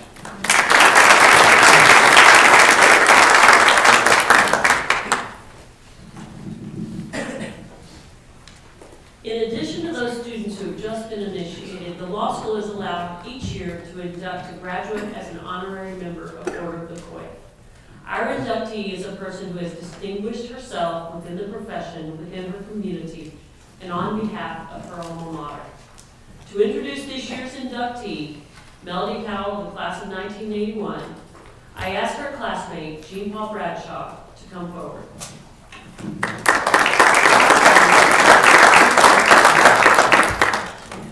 When my good friend Melodie asked me to introduce her for the Order of the Coif, I thought maybe you actually had to be a member to introduce you. And I thought by calling Ken Dean as associate dean, and thought maybe my grades were wrong and I had missed the award 40 years ago. But alas, I find that's not the case. Melodie just chose poorly.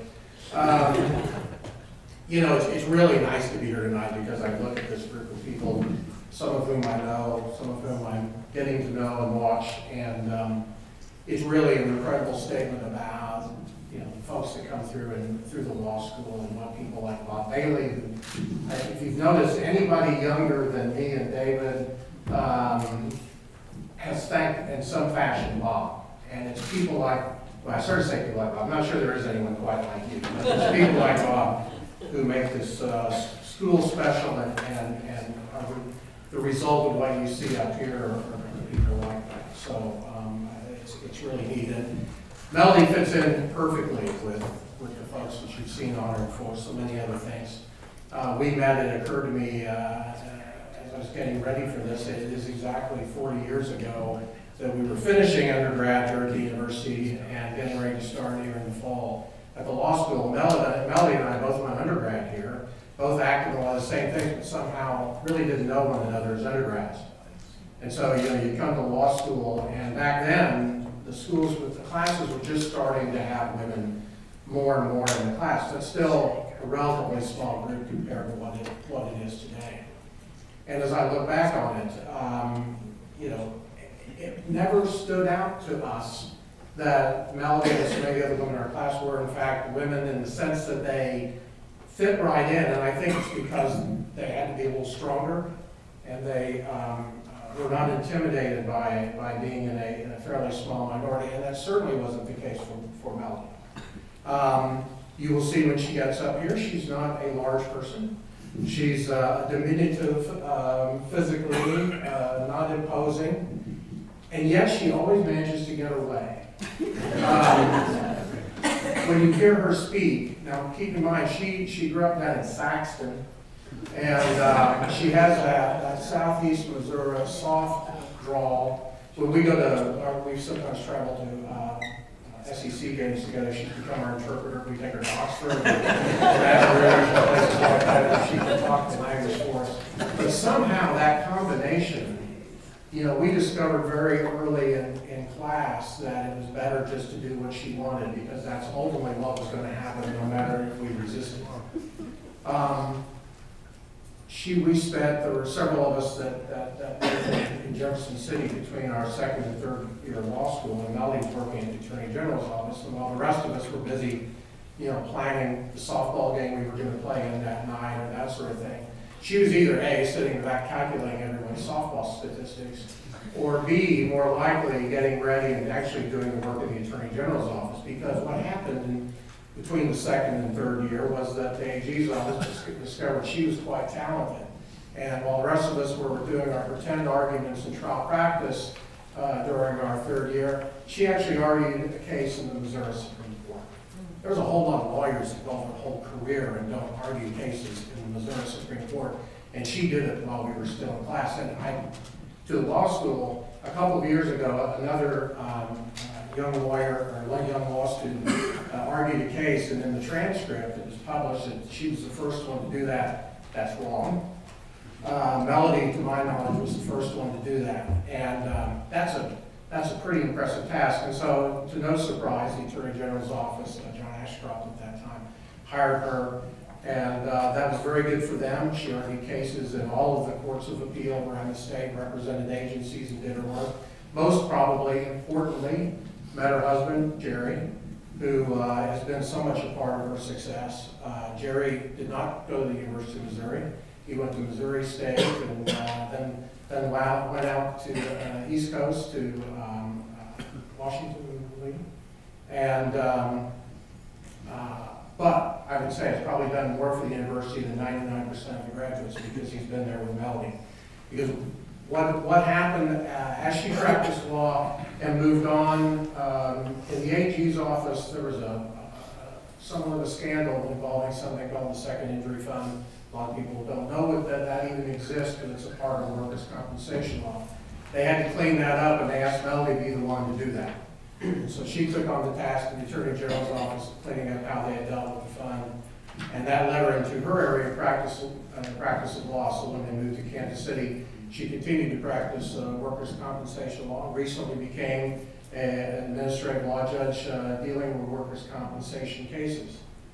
During that period of time, though, became a true passion, and that is this university. Aside from sitting on the board of curators, I think she's held every other single position you can hold at the university, and most of the time she's been in charge of it. She's been president of the National Alumni Association. She's held every office you can have in the local Alumni Association, working her way up to that. She's been a trustee for the Jefferson Club.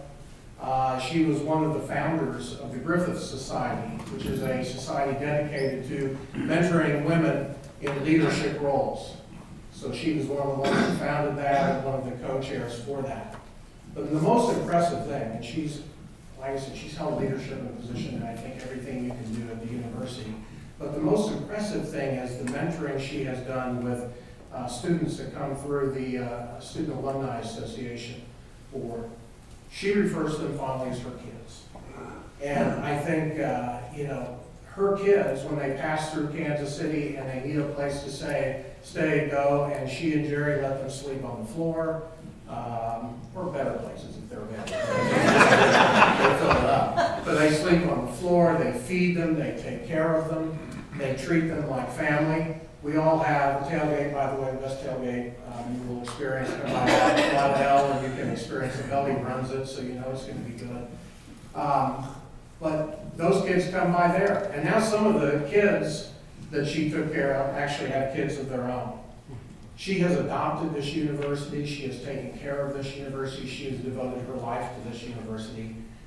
And it's because of people like that we are able to enjoy the successes that we have had. I would be remiss in not mentioning that she served on the Kansas City Election Board. She was appointed by Governor Blunt, but then she was reappointed by Governor Nixon, our classmate. And she served as chairman of that. And I would note that the Kansas City Board during her time has had an excellent record, maybe better than compared to boards of other points of the state. That's through her leadership in that as well. Finally, I will mention she's an excellent French cook. I've experienced that myself. If you ever go to the to either Tiger Ball or the Alumni Association dinners in Kansas City, she and Jerry auction off a dinner, take advantage of that and get it. She might play the French horn for you, or the cello, both of which she does because she doesn't have enough else to do. So she truly is one of the most exceptional people I've ever met in my life. She's well deserving of this honor, and so I introduce to you Melodie Powell.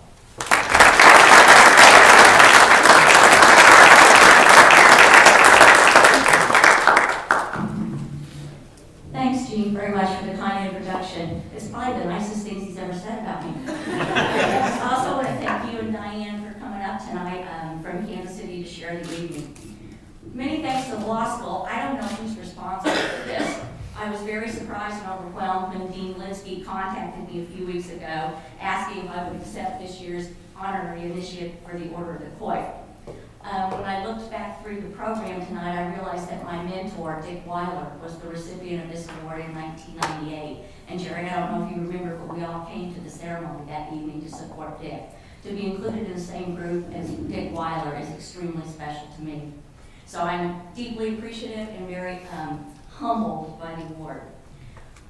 I'm not one of those kids that grew up always wanting to be a lawyer. My parents were educators. I have no family lineage of attorneys.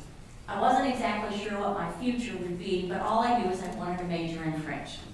So I came to Mizzou. I had a great undergraduate experience, both academically and socially. But sometime during my junior year, this little thought popped into my head. And that thought was, what in the world am I going to do with a French degree? My parents didn't discourage me from majoring in French, but it finally dawned on me, what am I going to do with this? So I was convinced I would need to continue my education at the graduate or professional level. So I researched advanced degrees in French, I researched an MBA, and I researched the legal career. I decided that's where I needed to be. But the only place I wanted to go was the University of Missouri. Thankfully, I was accepted.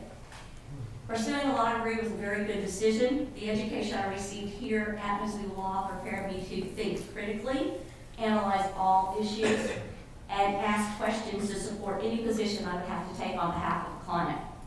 The professors I had, from Dean Covington to Bill Fish, to Tim Hines, to Jim Devine, and many, many more, were outstanding scholars and teachers who wanted each and every student to succeed. Dean Linsky and our current professors continue that commitment to students today. My experience has been all litigation-oriented, initially for several years at the appellate level, and thanks to my Mizzou Law School education, I have never had a brief stricken for failure to incorrectly write a point relied on.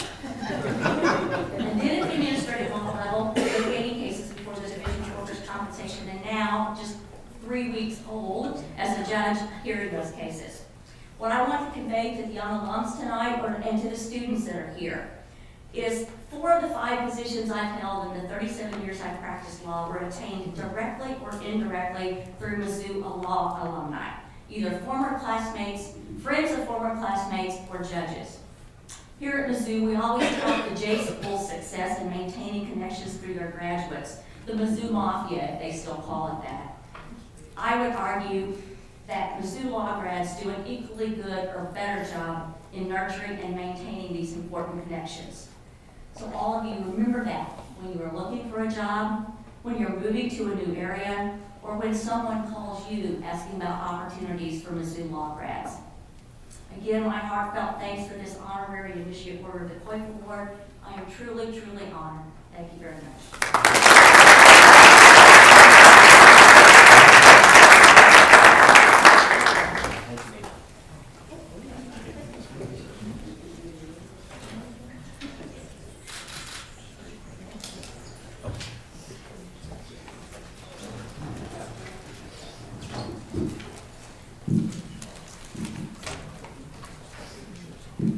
The Law School is also proud to have a chapter of the Order of the Barristers, and this too is a select national organization, and it honors outstanding law student and alumni advocates. At MU, it's our students themselves who, through the Board of Advocates, run our advocacy competitions, and they do a splendid job of this across many local, regional, and national competitions. The 2018 initiates into the Order of Barristers will be recognized at next year's Law Day ceremony. Tonight, we recognize the one graduate who serves as our honorary inductee into the Order of Barristers this year. This individual models the art and skill of the advocacy for students every day in his own practice. I asked Bill Allmeyer of the class of 1984 to come forward to introduce this year's honorary inductee, Robert Adams of the class of 1987.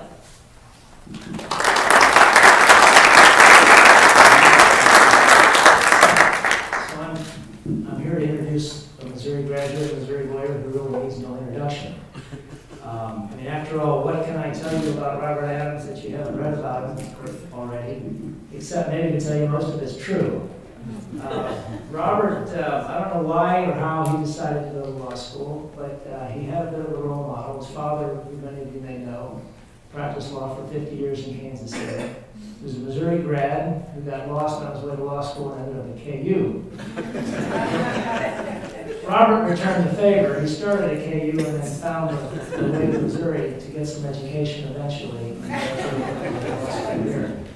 But before he was 40, Robert was a recipient of the Haahr Award, and I'm gonna read what the committee says about that award, so you know I'm not making it up. The Haahr Award is given to 3 young lawyers under the age of 40, members of the Missouri Bar, who are lawyers who exemplify the qualities of a trial lawyer, including professionalism and high ethical conduct. The recipients are chosen based on their demonstrated balance between zealousness and honor, strength and courtesy, competence and respect. They must possess a quick wit in the courtroom that is supported by meticulous preparation in the pursuit of truth.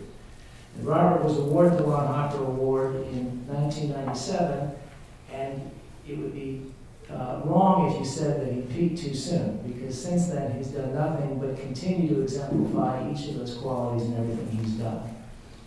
He's a member of the American College of Trial Lawyers. He was named the Dean of the Bar by the Kansas City Metropolitan Bar Association, Missouri Lawyer of the Year by Missouri Lawyers Weekly. He's been a perennial member of the list of successful and respected lawyers that are assembled each year and recognized people nationally, such as the Chambers List, the Best Lawyers in America, and the Law Dragger List. And he's done all of that, and he's created that resume while being probably one of the most modest and unselfish lawyers you'd ever want to meet. In a profession that fills conference rooms and courtrooms with people who think they're the smartest people in the room, Rob Adams would never presuppose or presume to tell you he's the smartest person in the room, even when he is. But even this evening, unless his son Henry, who's the one out, has gone to the bathroom, I don't think Robert would try to tell you he's the smartest atoms in the room.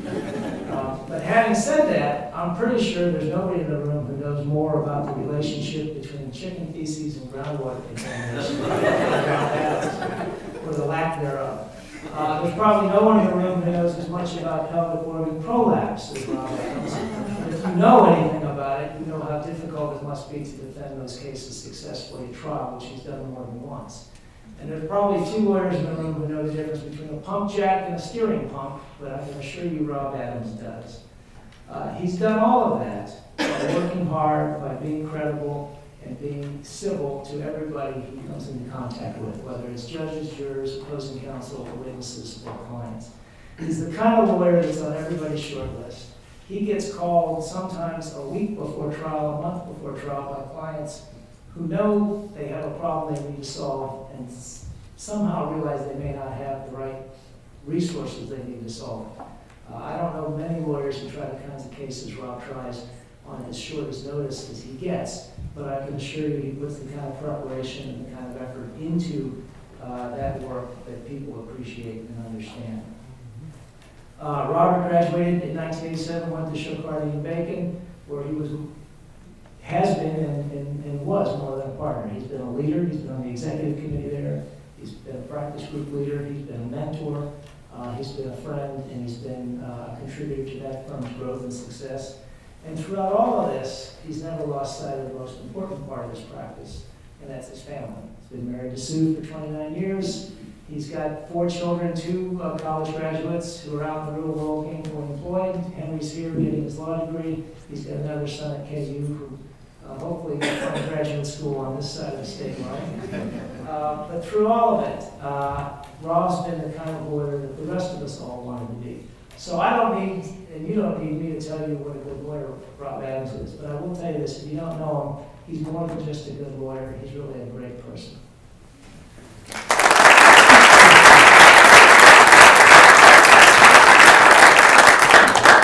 Bill, thank you for that wonderful introduction. And I also appreciate the fact that Bill may be the person who traveled the farthest to get here. Bill is from New York City, and it's my honor to have him here.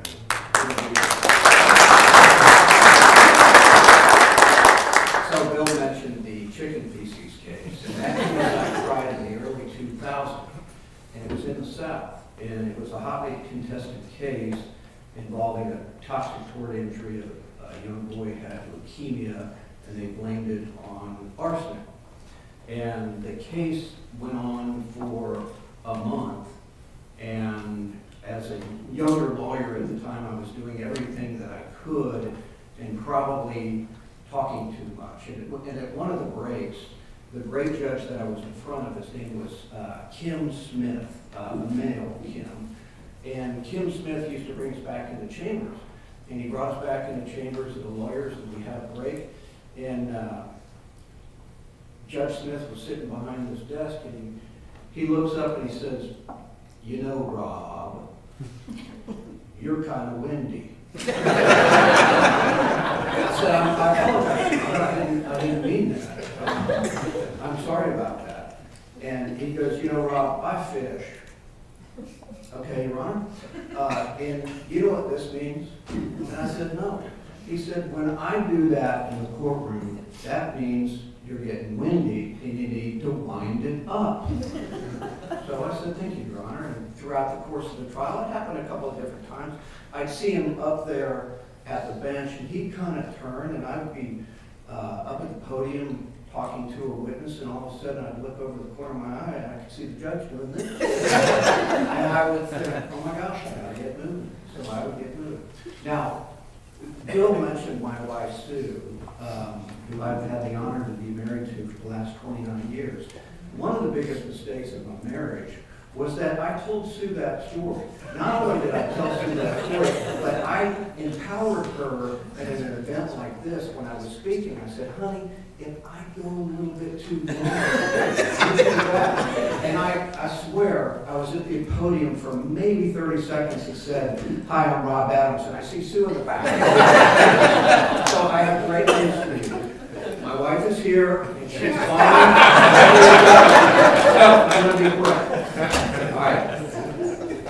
Really, my message is for mainly the younger people here tonight. And I'm happy to see some law students here. My son Henry is here. The message is enjoy the little things in life, because one day you may look back and realize they were the big things. Since my son Henry is here and he's tends to have wooden ears and maybe doesn't hear very well, I'm going to say it again. Enjoy the little things, because one day you may look back and realize they were the big things. So receiving this honor makes me feel incredibly grateful for everything that I've been given in my life. And I want to talk about three things briefly. First, I want to thank my family and my friends. Second, I want to thank my parents. And then third, I want to thank my law school, my family and my friends. I have been blessed in my life to have a wonderful woman, Sue, to support me. And believe me, being the spouse of a trial lawyer who's often gone 4 weeks, 6 weeks at a time, and her raising our children is pretty amazing. Sue does things like puts notes like this in my briefcase before I leave to go out of town. So honey, thank you for all the support. Then I've been blessed with 4 children, as Bill has mentioned, and Henry is here tonight, and Henry, I'm very proud to say, is doing well in law school. And then I'm also incredibly blessed with great friends like Bill Olemeyer, the Hardwicks, and a lot of other people that have helped me along in my life and really make things enjoyable, and I appreciate all of their support. Second, I want to thank my parents. My mother grew up here in Columbia, and she grew up here in Columbia, and her mother was a professor at the university. My mom's dad, so my grandfather, I never knew. He died when my mom was 10. My grandmother raised 3 kids as a professor at the University of Missouri, and you can tell that kind of grit in my mother. If my mother was here and you looked at her, you would think, boy, that is a sweet old lady. And I will tell you that would be the wrong impression. Because while she is on the exterior a beautiful woman, on the interior she instilled in me, I think, a work ethic and kind of a toughness that lots of times you don't see that nowadays. If I ever got in a scrape with somebody else and I told my mother about that, her response was, fight your own battles. If I got in trouble at school, I learned very quickly that I would never tell my mother because I would get in more trouble at home than I did at school. She was wonderful. My father. Bill mentioned that my father was a trial lawyer and he practiced law for 54 years. And he was a great example. And kind of an old school lawyer that taught me that always fight fair and walk away with honor, and you win every time. Always fight fair and walk away with honor, and you win every time. And he taught me the value of knowing that the person on the other side of the V is just doing the same thing you are in trying to do their best to represent their clients, and that you owe them respect. He also taught me that judges are the knights of the law, and they should be revered. And you should never speak ill of any lawyer or any judge. And I have my father to thank for that. Finally, I want to thank this law school. So I started law school in 1987 at Cape Hall when it had no air conditioning. And with a last name like Adams, the practice at the time was that the teachers would call on students in alphabetical order. In the class of 1987, I'm somewhat infamous because on the first day, I was literally filleted alive by the now Judge Lowry, who was our civil procedure teacher. I was also just torn apart by the dry and always kind wit of David Fisher in Torts. And then I was mesmerized and spellbound and couldn't respond to any questions in property class with Grant Davis.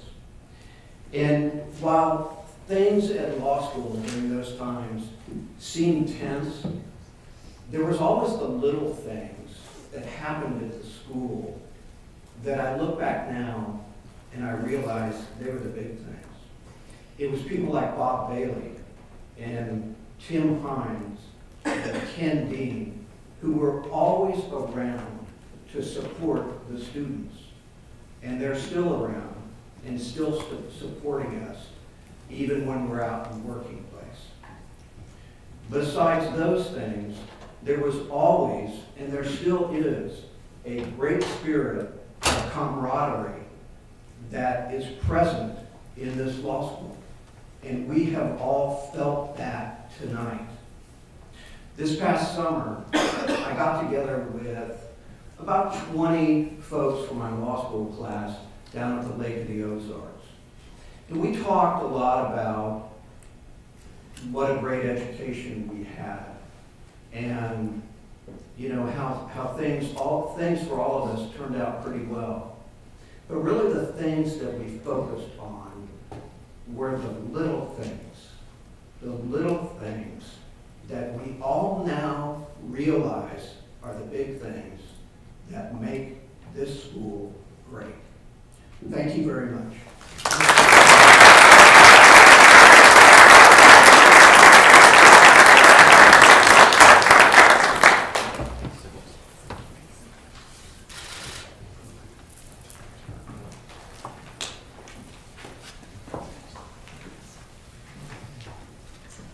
Finally, I ask you to join me in another Law Day tradition, a brief meeting of the Law School Foundation. For the last 90 years, the Law School Foundation has raised and managed funds for the School of Law hand in hand with alumni and friends for our school. You can see in tonight's program the listing of the trustees who lead the foundation that's instrumental, not just instrumental, crucial to the success of our law school. I now call upon former interim dean and now secretary treasurer of the Law School Foundation to conduct the annual meeting of the foundation. Thank you, Dean. It's my pleasure to call the foundation to order, and if you wonder whether or not you're a member of the foundation, it's very easy. If you're a graduate of the last 5 years, if you've ever given $100 or more to the Law School Foundation, you're a member of the foundation. And looking around the audience, I declare that there's a quorum present. Many of you here in the audience. It's my job today to do two things. One, give you a very brief report, in line with what the dean said, about the foundation from a financial standpoint, and that is that each year the foundation provides more than $2 million of support to the law school in the form of professorships, scholarships, awards, prizes, monies to run the Board of Advocates, and a variety of other activities within the law school, help for the library. That money comes from you and other alumni who give to the foundation. It's governed by a board. We right now have about $50 million in the foundation, which is pretty good, but it needs to be a lot better. It can be with your help. And it is, the foundation is governed by a board of trustees, 15 elected trustees. So that brings me to the second part of my job up here, and that is to call upon one of the members of the foundation to present to you a slate of 5 names to be elected as trustees tonight. And I will call upon Jack Campbell to provide the report of the nominating committee of the trustees. And by the way, before Jack presents, Jack has been a member of the Law School Foundation trustees for 31 years.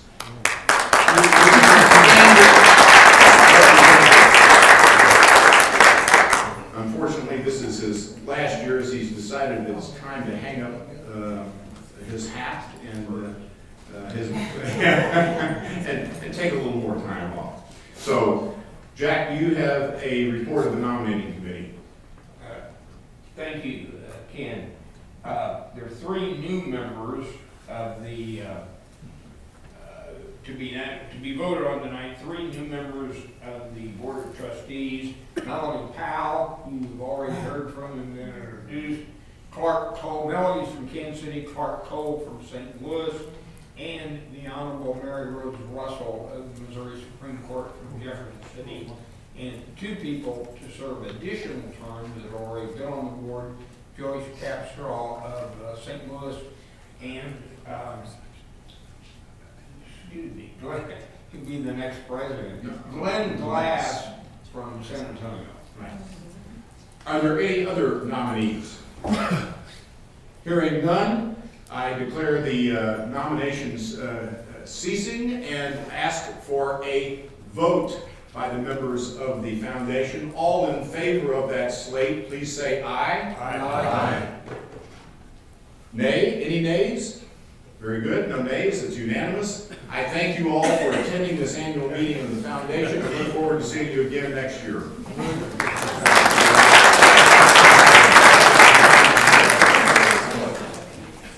In closing, I would like to recognize just a few people. First off, to all of our law school faculty here in the audience who came and gave support, would you please stand and be recognized?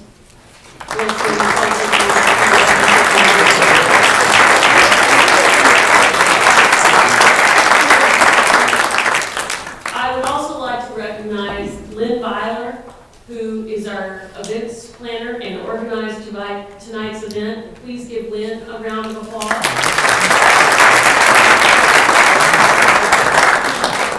And while we stand adjourned, I hope that you will join us tomorrow for the Tim Hines Run Walk and Jim Devine Dog Walk, followed by the Law Day Picnic. And Josh, I know you will be there. We'll have all of the Divines in attendance. All of the Divines will be there. If you haven't pre-registered, just arrive by 8:30 in the morning and the students will set you up. The Law Day Picnic is free, as was tonight's reception. Tomorrow is a Taste of Columbia. We will have Shakespeare's Pizza, beer from Laco, and plenty of cookies from Hot Box Cookies. Instead of registration fees, we hope you'll consider a gift to the law school's Student Scholarship Fund, which helps us recruit and retain bright, hardworking students like some of those in the courtroom tonight. And the scholarship fund also allows these students to graduate with the lowest possible debt load, so they're free to pursue their true career paths. Thank you so much for coming. I'm truly thankful to you for taking your time to be here with us tonight to attend this very special and important event. Have a good evening.